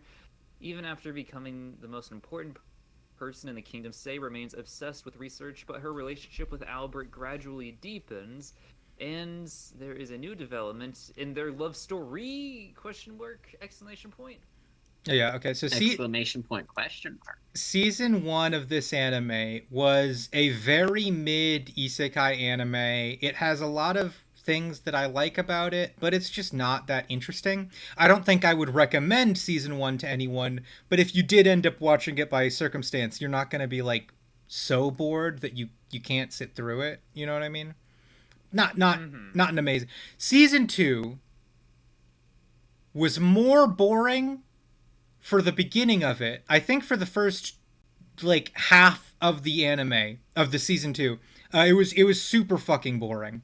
And then the latter half focuses entirely on romance stuff. So if you like romance, then you might like it more. But if you don't like romance, then it'll just get even more boring. Season 2, I would rate like probably like 5 points lower than season 1 because it manages to be a little bit more boring. Hey, what's up with this anime season and women in red dresses with blue collars over white blouses? Yeah. I don't know, actually. I don't know. Why is that a thing? Don't That's forget the to drive 2023 Annie to soccer look. practice tomorrow, Perea. Am I your mother now? I guess Great. it's canon now. Did you miss it? I said Annie's your daughter now. I missed that because I was clicking the X button. And whenever I take a Annie. task, I tune out everything. Mom, you're always neglecting me. Freya needs better processor. No, I have ADHD. You just need multi-core. Multi-core ADHD Your brain. Okay. No, but I think I said all I need to say about this. Season 1 manages to do the story in a more interesting way. Season 2 eventually focuses entirely on romance, but it took way too long to get to that point. Okay, let's see the next one. Ooh, that looks like some good animation, or at least in that little screen cap. Uh-huh. Whatever. Tearmoon Teikoku Monogatari Dan Todai Kara Hajimaru Hime no Tensei Gyakuten Story. What the fuck is up with anime these days? Remember when an anime would just be called, like, Joe? Joe? Joe the anime. Yep, that exists. Well, there's Ashita no Joe. There's Ashita no Joe. Yeah. I mispronounced that so hard. Anyway, 20-year-old Princess Mia of the Tearmoon Empire, often scorned as the selfish princess, was executed by guillotine in a rebellion. Next thing she knew, she woke in her own 12-year-old body with her own blood-stained diary that she kept before she was beheaded, sitting next to her pillow. Given a second chance at life, Mia decides to rebuild the empire. For the sake of Tearmoon's future? To save the people from starvation? For all the soldiers who lost their lives in the Civil War? No!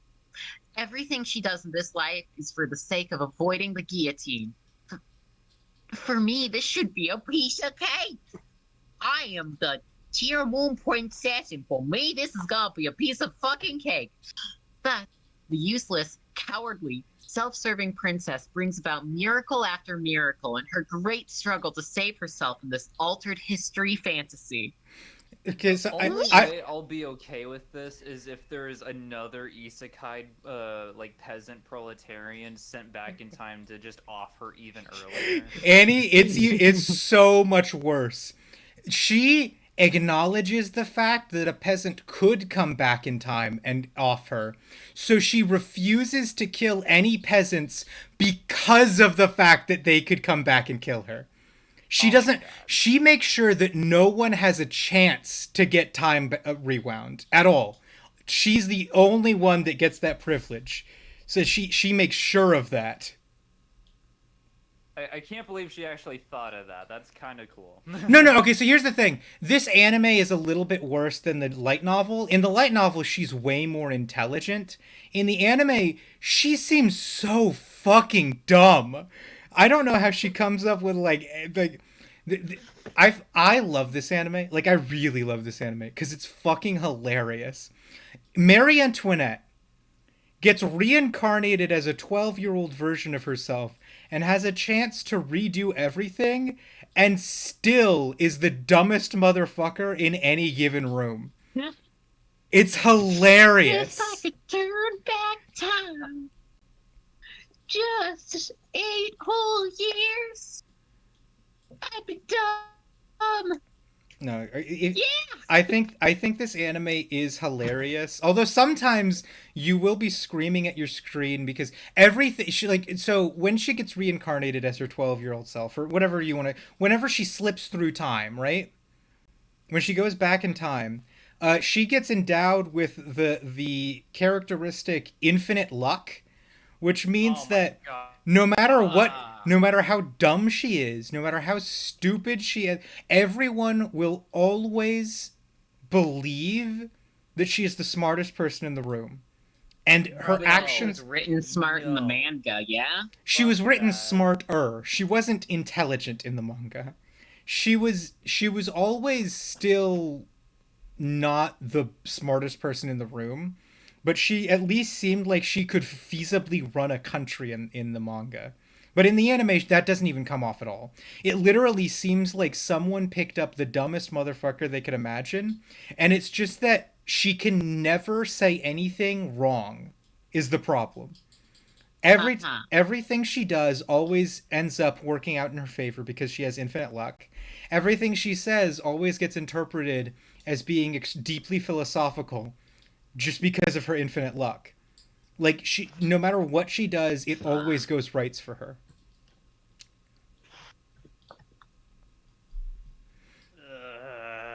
Unbelievable.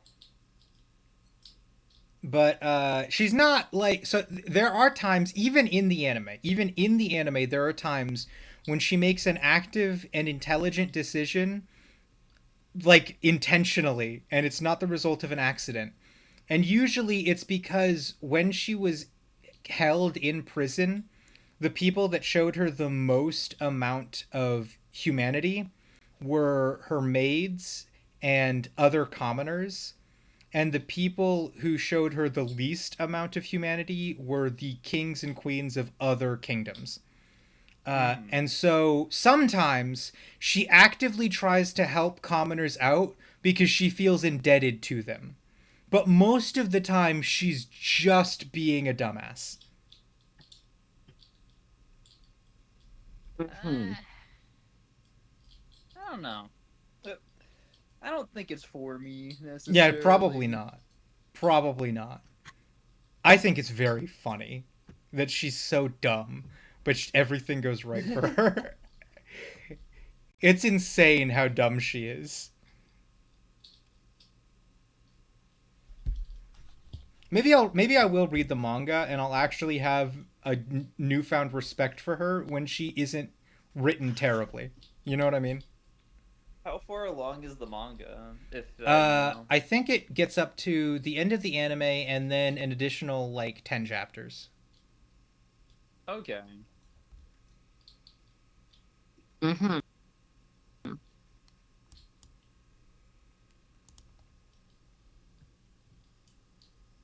Okay. Before you read anything, Fluffy, I need to preference with this is the I only read the last one. this anime has the tag lesbian. It's literally Oh. tagged gay. It is tagged homosexual. But nothing gay happens in it. The girls eventually start getting kind of interested in each other, but that's as far as they take it. And they still tagged it gay.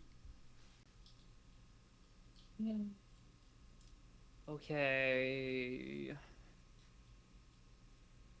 Anywho, Well, Annie, this is you. Konohoshi Umika is a high schooler who is very bad at communicating with others, feeling almost like an alien trapped on Earth with nowhere to belong. One day she meets a girl who claims to be an actual alien. Is this the girl from Teppen? Yes, it's the same girl. Yay! I love Teppen. The backstory of our pink haired deuteragonist here is that she killed Shinzo Abe.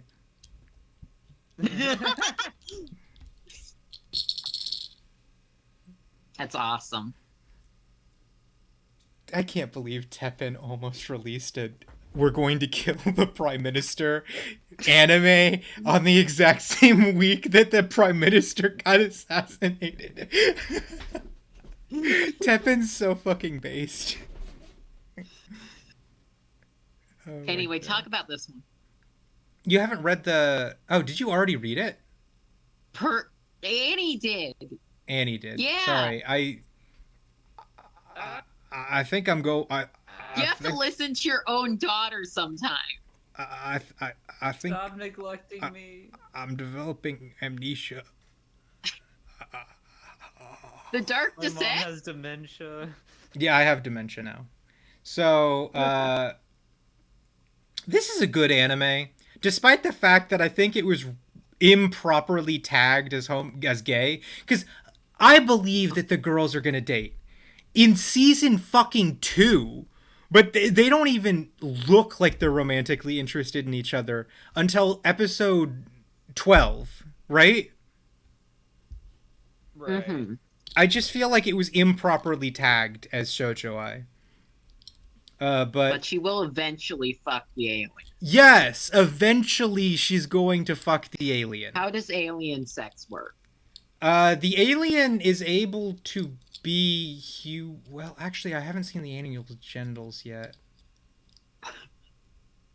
I don't know. Okay, here's one thing that this is not guaranteed, but I think this has something to do with it. The alien sang the main character a song of her people, and I think that maybe music has something to do with either how they have sex or how they start relationships. It's foreplay. Yeah, it's definitely. I feel like they've already done foreplay together, but that's effectively as far as the season goes. I see. Interesting. 12 episodes of foreplay. But yeah, no. The actual main plot, ignoring the gay stuff, is that they are trying to build a rocket so that eventually they'll be able to build a real, genuine, non-bottle rocket that will take the alien back to her home planet. Because the main girl has been best friends with the alien ever since she first crash landed on Earth, and wants to take her back home. And so they are effectively just a model rocket club up and until eventually they get a little more serious about making rockets, and they make a real one that is capable of bearing a human load. Amazing. But That was a bad way to do that.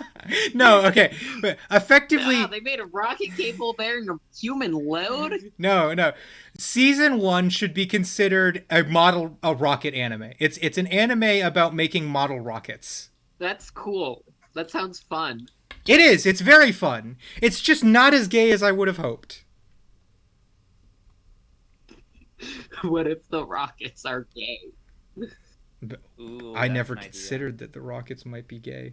No, but this is a good anime. I think everyone should watch it. Just don't expect it to be a Yuri anime. It is a model rocket anime about building model rockets, and there is a little bit of lesbianism. Okay, I'll keep that in mind when I watch it. 16-bit sensation. Another we layer. talked a lot about this. I do talk a lot about this. Konoha Akisato is an illustrator that loves beautiful girls and beats shoujo games. Her dream is to become a super popular illustrator, so she is working hard at this shoujo game production company. But reality isn't that kind. With the golden age of social network games in full force, Konoha's company isn't doing well. And she works as a sub-illustrator, spending her days painting the backs of random background characters. One day, the owner of a game shop gives her a classic Bishoujo game. With all her excitement over the golden age of Bishoujo games, she opens the package to Dokusei and is enveloped by a bright light.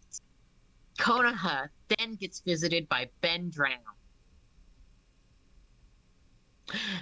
Oh, also, she traveled back in time to the year 1992. It's the dawn of the Bishoujo game era. Konoha ends up working at a company called Alcohol Soft. Will she be able to think about, draw, and create all the beautiful girls she's ever wanted? A story about a girl and her overwhelming love for beautiful girls. Quote, end quote. Now, let's begin. Source Crunchyroll. Okay. No, this. Why don't they just start with her in the 90s? Oh, there's a reason. In the manga, Okay. there is no Konoha. Konoha is not a character. Konoha is an anime original character. So in the manga, I want to be clear, the manga. Anime made the main character. Yes, The manga only goes on for like 5 chapters. I think it's like specifically a short manga. And the whole point is it's just Oh, that's why this is another layer. yeah, yes, yeah. Holy shit, it's like House of Leaves. So in the manga, the way that shit goes is episodes 1 through 4 happen with no Konoha, and then the manga fucking ends. And so what they do is they explain that after episode 4, the Alcohol Soft dissolved and the company stopped existing. And Konoha has to go back in the past to revive it. She doesn't do this intentionally, of course. It's just an unintentional side effect of her going back in time. But manga readers have to eventually figure out that Alcohol Soft went out of business, and the reason why Konoha had to go back in time was because she had to bring alcohol back. Like this wouldn't be a 16-bit. Had to bring back the alcohol. No, the reason this is a 16-bit sensation anime and not just an anime original anime is because of Alcohol Soft even being here. That's the whole thing. So Konoha goes back in time and she meets the members of Alcohol Soft, and then she's constantly like, I want to make a game with you guys. Let's make a game. And then after she finishes making a game, she gets sent back to the future. And then she does it again. She goes back to the past. It's been like 6 years for everyone else, but only like a couple seconds for her. So everyone's like, why do you look so young? And then she's like, let's make another game. And then they make another game. And then she goes back to the future because every time she feels like she's completed her game, every time she completes a game, she goes back to the future. Wah. Yeah. Wah. This anime is actually really good. I mean that. Up and until the last couple of episodes when they totally fucking jump the shark. Out of nowhere, and for no reason, it stops being an anime about making games and becomes a dystopian thriller about an AI revolution. And they say AI have taken over the creative market. They now control everything. But the problem with AI is that they don't have human minds and imagination. So everything they make is meaningless and is not art. That sounds awesome. Holy crap. So what the companies do, is they just take creative people and they put them in little metal tubes and they suck their creativity out through their brain stems. Whoa! And that sounds so cool. And then the aliens show up. And the aliens tell Konoha that her imagination is so awesome that it transcends all. And the plot of the anime is that human imagination is so powerful and so potent that it causes literal warps in space-time. And the reason Konoha was sent back to the past was she created a wormhole from her pure imagination density that sent her to 1999 or whatever the fuck, right? Mm-hmm. And like I love this anime all the way up until the last arc because it stops being about video games and it becomes this dumbass fucking like sounds awesome though. They introduce no. It actually distracts from the main point because the last episode was supposed to be Konoha going back into the past and making the greatest game in the world. But they left the entire part where she made the video game on the chopping room floor. So it goes from alien spaceship to her getting back from the fucking past. Meaning they literally had to cut important story-related content from the fucking anime because they were so caught up in this dumbass sci-fi bullshit. The story suffers because of it. That sounds awesome. The story, God. the story of this anime was really good and genuinely compelling, and the characters, although not all of them were fully fleshed out, it felt like they could eventually get there. And then they decide, fuck the characters, we're gonna talk about fucking aliens now. And out of nowhere, it becomes so boring. Imagine if instead of ending Lucky Star, they just did The Matrix Reloaded. This was Alright, such a that's good so fucking awesome. anime, and then they ruined it. I wasn't. They I- ruined it with the coolest sounding shit I've It's ever not heard. cool. It's boring. No, I need you to understand. They don't even do it in a fun way. It's just boring. If Okay. I wouldn't be, I'll com- remember that when I watch it. I wouldn't be complaining about it if it was fun, Fluffy. I would be. I love camp. I adore camp in anime. You weren't here, but I was talking the more about. you complain about I was the more talking about excited I Eminence in Shadow with Annie earlier. Annie, do you remember how I described Eminence in Shadow? Oh, tons of like completely unserious. Do you think that I give a shit whether 16-bit Sensation Another Layer was silly and goofy? Oh, absolutely not. I am complaining not because it was silly and goofy, but because they made the story unfun. Yeah, that's. Okay. I mean, like that's a fun idea, but like for the show and this concept, I don't know. They should not have made it like an isekai at all. IMO. Especially because the one anime moment. had no time travel in it. Or the manga, but yeah, Yeah. exactly. It's like such a weird thing to add in. I'm gonna say there are a couple sci-fi points that I'm willing to be okay with. First of all, time travel. I think that's fine. Second of all, wormholes. I think that that's fine. Third of all, aliens. I think that that's fine.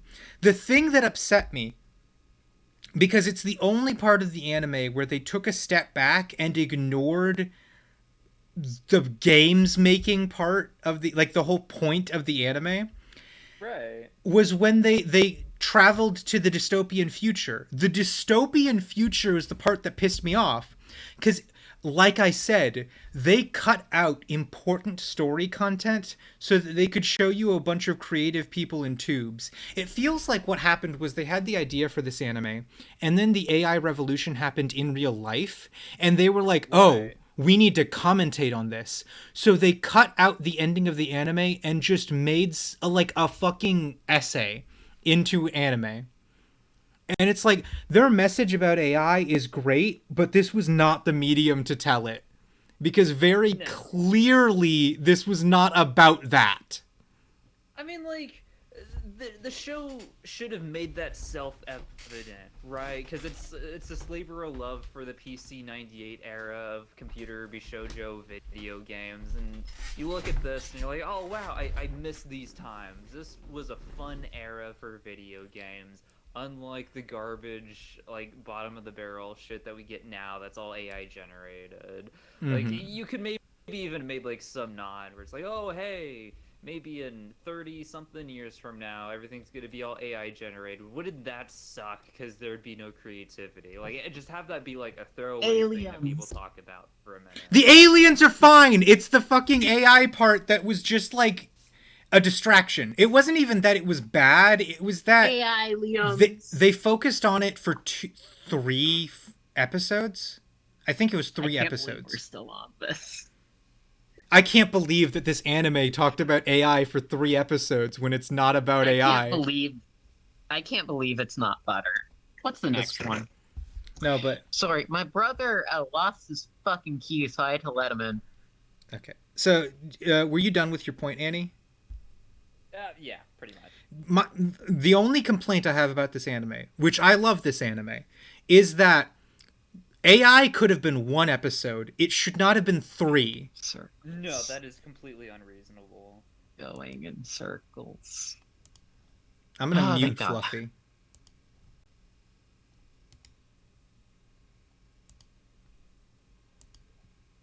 Okay, Annie. I've Fluffy's seen muted. this one before. Okay, so I'm unmuting Hokago Hanako-kun. Okay. The ghostly Hanako-kun and his mortal assistants Nene Yashiro usually have their hands full resolving various supernatural incidents in Kamome Academy. But how do they spend all their time now that they get a break from all of that? Okay. This is a 4-episode anime. It ended in October. Wow. It was kind of it was Perea? literally just a fucking what? Perea? What? Okay, I'm ignoring Fluffy. This anime is like Perea? not that. What's the word I'm looking? It's like just an Annie, add-on. can you hear Perea? Annie? What's up? Can you hear Perea? I can hear Perea. You can hear Perea. Not anymore. Oh, I'm not talking right now. What? Oh, hi. What happened? Must be Discord. I guess. Yeah, since Fluffy can't That's hear weird. me, I think it's probably good that I just mute Fluffy. Yeah, okay. Because, the conversation there wouldn't really be related to what I'm talking about, But no, it's just an add-on to the original anime, and it's actually very cute. Couple of short episodes. It's great. Right, Annie? I'm very disoriented. Why? Because is Fluffy talking to you, but I can't hear it? Yes. I can almost hear Fluffy through your mic. That's actually insane. Hold on. I'm going to unmute Fluffy for a little bit.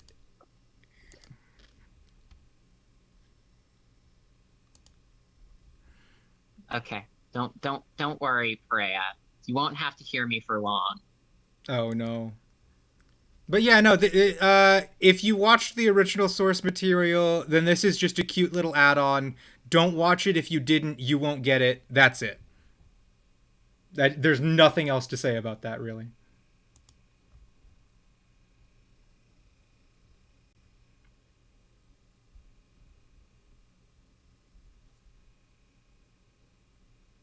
Someone want to read that? Anyway, this is Dekoboko Majo no Oyako Jijo.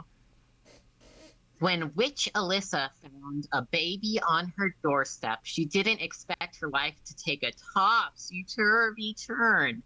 Despite her bewilderment, she names the child Viola and decides to raise her. Fast forward 16 years, and her daughter, Viola, isn't just taller, she's towering. Join this bewitching duo in a hilariously chaotic journey of mistaken identities and supernatural shenaniganery.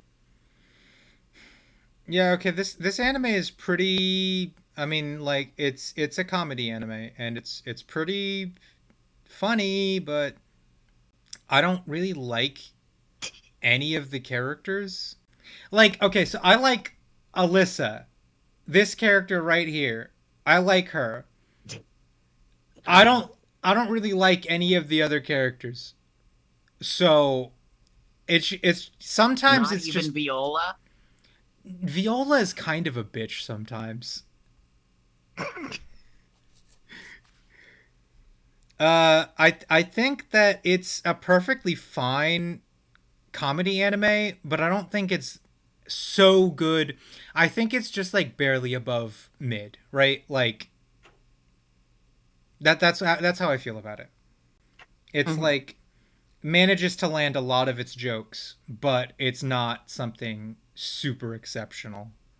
That's how I feel about this. Okay. How do you feel, Annie? Well, I have nothing. to Did you say watch other this, than, Annie? Annie? I haven't watched anything this year. I'm just because you didn't say anything that entire time, so I was just like, any questions? Annie's having a moment. Annie questions. What's the little butt-faced shit turd on the broomstick That's a there? fairy. That's a fairy that's named Butt Fairy, and then he has a brother named Tushy Fairy or something. Like that. What the hell? Fun. What I just said is technically inaccurate, but it's so close to the truth that it doesn't matter. Cool. Man, they can't draw a chicken for shit. That is not a chicken. That is the infinite bird, the phoenix. Man, they can't draw Phoenix, Arizona for shit. You know what? They can't. I don't think they even tried to draw Phoenix, Arizona in this anime. And I actually, thank you for reminding me of that, Fluffy. The only two characters in this entire anime that are likable in any way are these two, the Phoenix and Elisa. The other ones all suck. This anime is not great, but these two are. That is all I have to say. Annie gets to describe the horse girls. Oh, Annie, are you sure you're up to the task? Are you sure you can read all that? Third season of Una Musume Pretty Derby. There. Yeah, okay. You're welcome. Great. Amazing. So yeah, this is one of the best animes I've ever watched. We talked a little bit about this the other week. I was exaggerating when I said this is one of the best animes I've ever watched, but can I just say, what the fuck is up with Psy Games and making like animes that are actually good? You know what I mean? It's like the opposite of Spike Chunsoft. I don't know What do why, they but do? all of the Psy They make Games good animes are Games fun. and anime that are bad. Oh yeah. No, Chunsoft made Danganronpa. Spike Chunsoft makes fun games and bad animes, whereas fucking Psy makes gotcha games, but really fucking good animes about those gotcha games. All gotcha games are bad, by the way. All of them. Even Genshin. Imagine talking like this about He-Man. Or Transformers. Well, the Transformers have a really bad animation, but the toys themselves are very good. But He-Man, on the other hand... The Transformers movie was great! Fluffy, I was fucking LARPing. I don't know what you're talking about. Annie, you remember, we watched the Transformers movie. It technically counted as an anime. Yeah? Yeah, no, it was. It was done by Toei Animation. Yeah, and I don't fucking care. Orson Welles in it, and the music was great. Orson Welles? I consider that anime. Orson Welles! That was his last movie. He was Unicron. He did good. It was awesome. Yeah. Like, yeah, Prey, Orson Welles, the War of the Worlds guy. The guy who interviewed Stalin that one time, and it was the guy who gave everyone in America a fucking heart attack. Yeah, he was Unicron in the Transformers movie. That's pretty cool, actually. Was very funny, by the way. Was that also? Got the touch. No, but if my review of Uma Musume Pretty Derby is that I think that season 2 was the best thing that Saia Games has ever made, anime-wise. And then season 3 went to shit. No! Season 3 managed to be very much comparable in quality to season 2. I don't think it's as good as season 2, but it's like fucking amazing compared to season 1. Season 1 is the only anime that has ever been made by Psy Games that I actually think is not amazing, because season 1 was just good. It was like all right. I don't think season 1 of Uma Musume was the best anime, but season 2, season 3, and everything they've done with Princess Reconnect, fucking Redive, is fucking awesome. The only Psy Games miss. And it wasn't a miss by a lot, by the way, was Uma Musume Season 1. The French wine - Orson Welles. Anyway, Thank you, sponsor. I really fucking loved this. As much as I love all of the fucking Horse Girl animes, because they just make them good. They just make them good.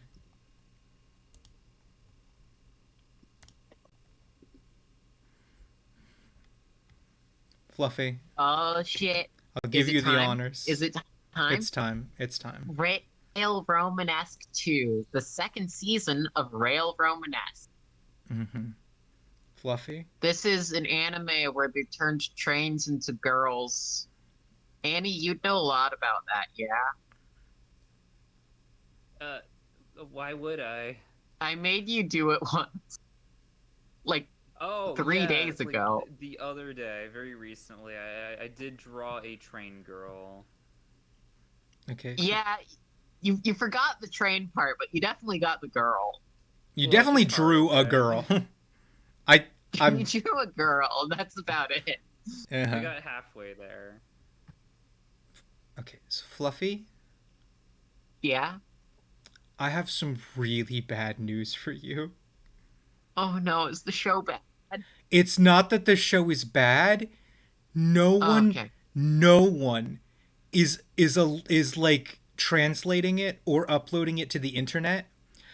This entire morning, the only thing I did was try to watch Rail Romanesque 2. It doesn't exist.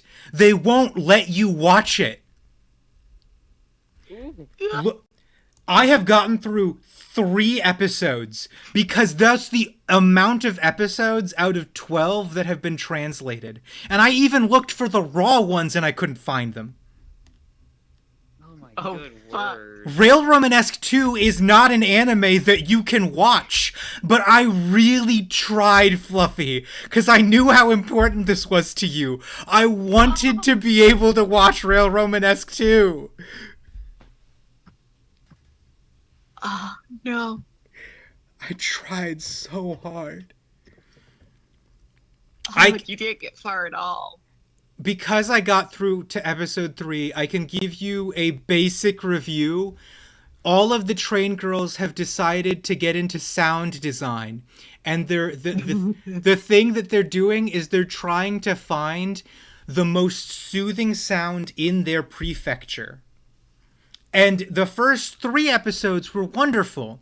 One of the train girls managed to find the sound of a coffee grinder, which reminded them of the sound of a train engine running.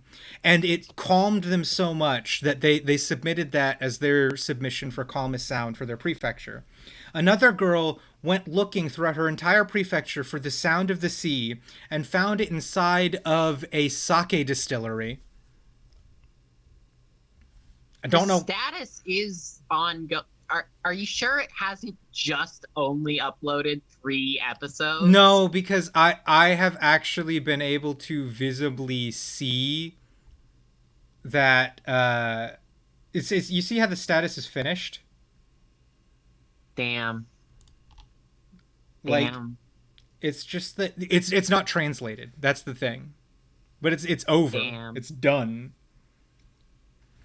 Well, just wait like is- a month or so. And then the final episode that I was able to see was episode 3, where a girl puts a boom microphone really close to a fucking slab of meat, and then she records herself like seasoning The it. second season seems to have gone off the rails. Yeah, a little well, off the rails for Rail Romanesque. Wow, what a pun! But no, Thank you for getting my pun. the whole point of season 2 is they're all looking for sounds, and it's just that they thought that the sound of meat was soothing.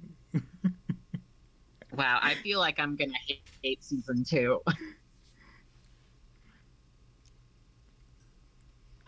Especially Anyway. because focusing so heavily on sound means that effectively season 2 is just ASMR. Oh yeah, I'm gonna hate that. That sounds awful. Freya, what was the best anime this year? The best anime this entire fucking year? I don't know. Yeah, right now. Hold 3, on. 2, 1, say it. I can't say it, but I will be able to figure it out if you just give me a little bit to look through. Freya gets up to go look at the document. Fluffy, you know damn well that there is a document and that I actually am looking at it. I've told you Annie? about the document before. Annie, you specifically. What is my favorite anime this year? No. What was your favorite meal this year? Best thing you Probably ate. lasagna. Probably I had some lasagna. lasagna on my birthday. It was Worst really good. meal this year. Worst meal? Just fucking awful. I had like a squash casserole a few months ago. Ugh. Yeah, it wasn't Ooh, that the good. beast is demonic in nature. Oh my god. Oh. Well, Annie, how did you feel being on an authentic Parea stream? I had a fun time. I love hearing Perea chat about anime, and I had a couple of tabs opened in the background, and I saved away some pics that Perea recommended, and some that she hated that I'll probably check out at some point next year. I don't know when exactly, because You want to go through Start- your long. list of Start things tomorrow. that you might have liked a little bit? Yeah, like anything that seemed vaguely interesting to me, I opened up in a new tab and just saved it for later. Mm-hmm. Okay. Good.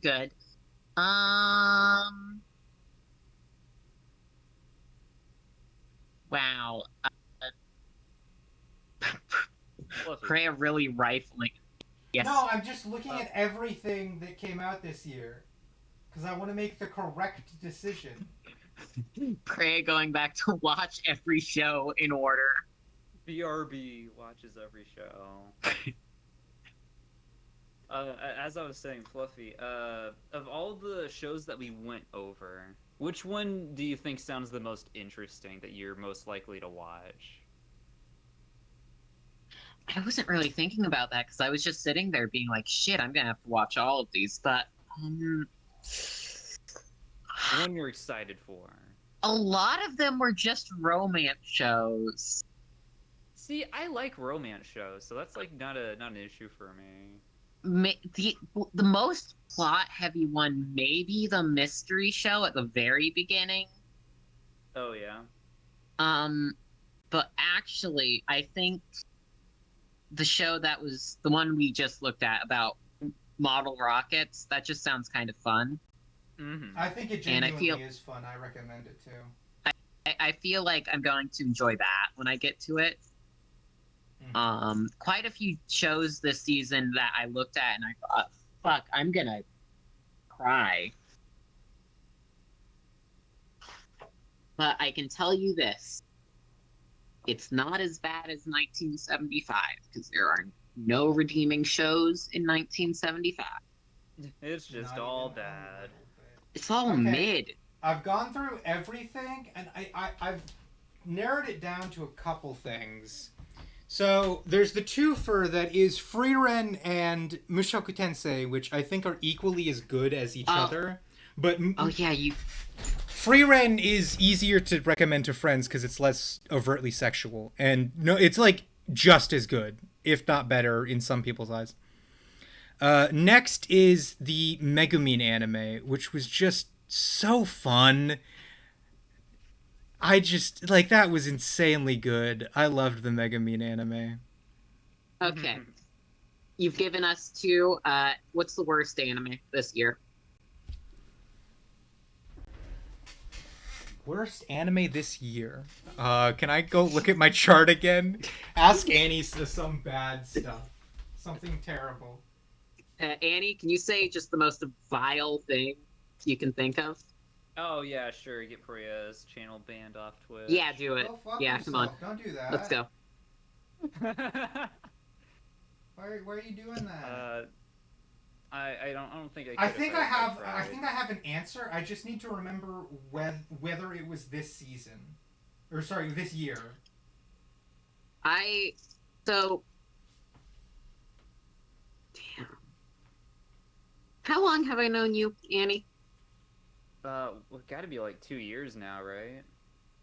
I've known Preya for about 3 almost. Interesting. Interesting. How many years before you cut contact with me? 45 minutes. That's not a lot of minutes, Well- actually. Shit. See you never then. Tonight we're breaking up our friendship. Fuck. Okay. No, that's fine. I think. That's gonna be really hard since you're Freya's daughter and all. Yeah. Oh shit. That is Yeah. good. That's Okay. gonna be really All right. hard. Well, I don't talk with. You can just be with Freya's wife. At those times.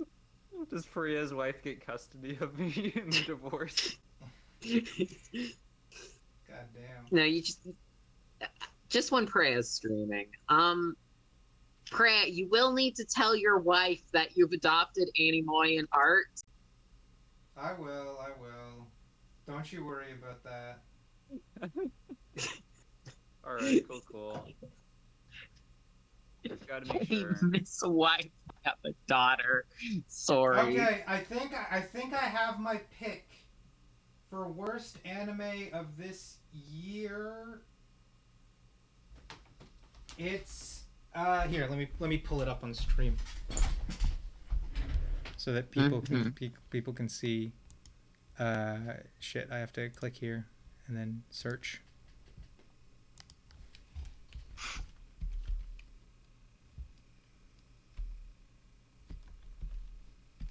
No, they don't. Oh. No. It's this one. No, this is the 2021. Where's the sequel? Yeah, there we go.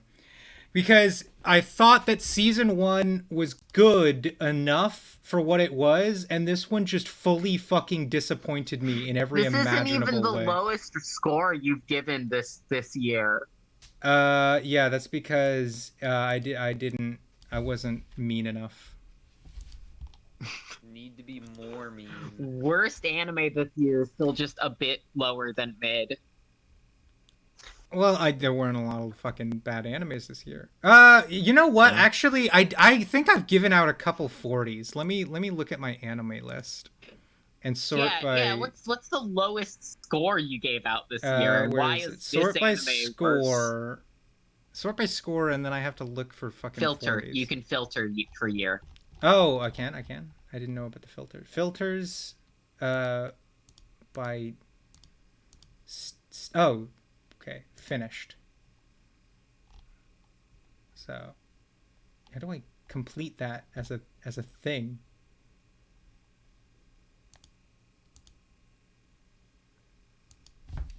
And what?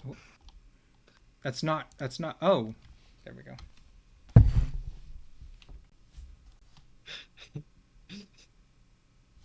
There we go. Sugar Apple Fairy Tale. Oh wait, that's the one about slavery. Yeah. Oh my god. Anything got a 30? So let's check Type in 40. 40 is Sugar Apple Fairy Tale. 45. What about? I don't think it updated the one that I just changed. Go to 3. 3. Okay. 330. No, they got a 70. And what about 35? Nope. Okay. Well, is that anime worse than the slavery anime? Yeah, because the slavery anime, it's about slavery, but it tries to be interesting. The Then anime you should that probably the anime that I rate was it lower talking than the about slavery anime. manages to fucking suck wild. Look at the Golden Bull. Hold on, let's go 'Cause, ahead like, and read my overview for everyone. The golden calf from the Bible, the false idol made by Samiri, as revealed in the Quran, in order to lead the Hebrews astray. Fine, I won't read the rest of it. Sorry, I got a little antsy. Sorry, wrong one. This one was the one that I liked. The other one. This one wasn't Apparently funny the or only good. Anime sponsored Oh, watch Annie! was Annie! This is the antithesis. This is the antithesis of Eminence Shadow. It's when an isekai anime starts off by not taking itself very seriously, and then starts taking itself way too fucking seriously. And he rated it poorly? Yes, it took itself okay. so seriously, and it's so unserious. It's like look at the spread rumors about the child of God. It's so fucking dumb. And the thing is, in season 1, they would have made jokes about that. Even though the jokes weren't very obvious, it was sort of dry humor. You could tell that they weren't taking it that seriously. It was very silly and goofy. Sometimes it was super over the top. This season, season 2, all they did was replay the same old jokes and take themselves way too seriously. Sad. Okay, gals and boys and whatever Annie is. Thank you. You're welcome. I think that's a wrap. Yeah, I don't think I have anything left to Yeah. offer. I think that's it. All I have left to offer is Rail Romanesque is a thing that exists. I wish season 2 would finish so I could watch it. Maybe it's good that it didn't, since they did an ASMR season. Okay. The ASMR season is not as bad as you think. It's fine. They're not sitting in the mic just like whispering or anything. They're just playing the sounds of something that they think sounds cool. Parade, you weren't there when I was getting tortured by an actual ASMR. Annie, can you describe to Parade what happened? What happened? What happened? Oh, it was fucking gross, man. What? Like, I can't. We- I can't do ASMR. It's just like such. Well, a what scary happened? nightmare. The girl was like, fucking like chewing on something. They don't do that in the anime. Okay. We were watching, I think it was a Fallen Shadow. Yeah, that's Jesus' favorite fucking VTuber. Sponsored Of by course. Jesus. Okay, then. Good job, everyone. Just but- over the 4-hour mark. I just wanted to tell you, Fluffy, that the sounds are very quiet, subdued, and tasteful. It's not like ASMR. It's Okay, probably Freya. fine. Okay, Freya, I'll only get to it in like 30 years. All right. Well, Kill the stream. goodbye, Do it. everybody. Goodbye. Thank you for watching. Follow me and no one else. I don't. They can't follow you. Follow me. Oh. why Yeah, go not? ahead, follow Fluffy. I don't fucking care. Follow me. Don't follow Fluffy. Just so long as you're not following Annie. Follow me to the edge of this cliff. And Viewer, we'll have you a only picnic. need me in your life. Yeah, I'm the only one. No parasocial. Well, But I also am all kinda. of me, and Annie isn't actually all of themselves. Annie is only part of Annie, you You know? can't call me out like this. I love that I have self-actualization, At- and Annie doesn't, and Freya has fucking weird pipe cleaner arm. At the So- beginning of this stream, I was the only golden calf, the I'm only the only false one here idol. who has. But now we're ridden all a trying train. to pull you into multiple directions at once. I've been on a train. Annie Listen doesn't know to what a our train siren is, song. And Freya is insane. I am not insane. You're insane.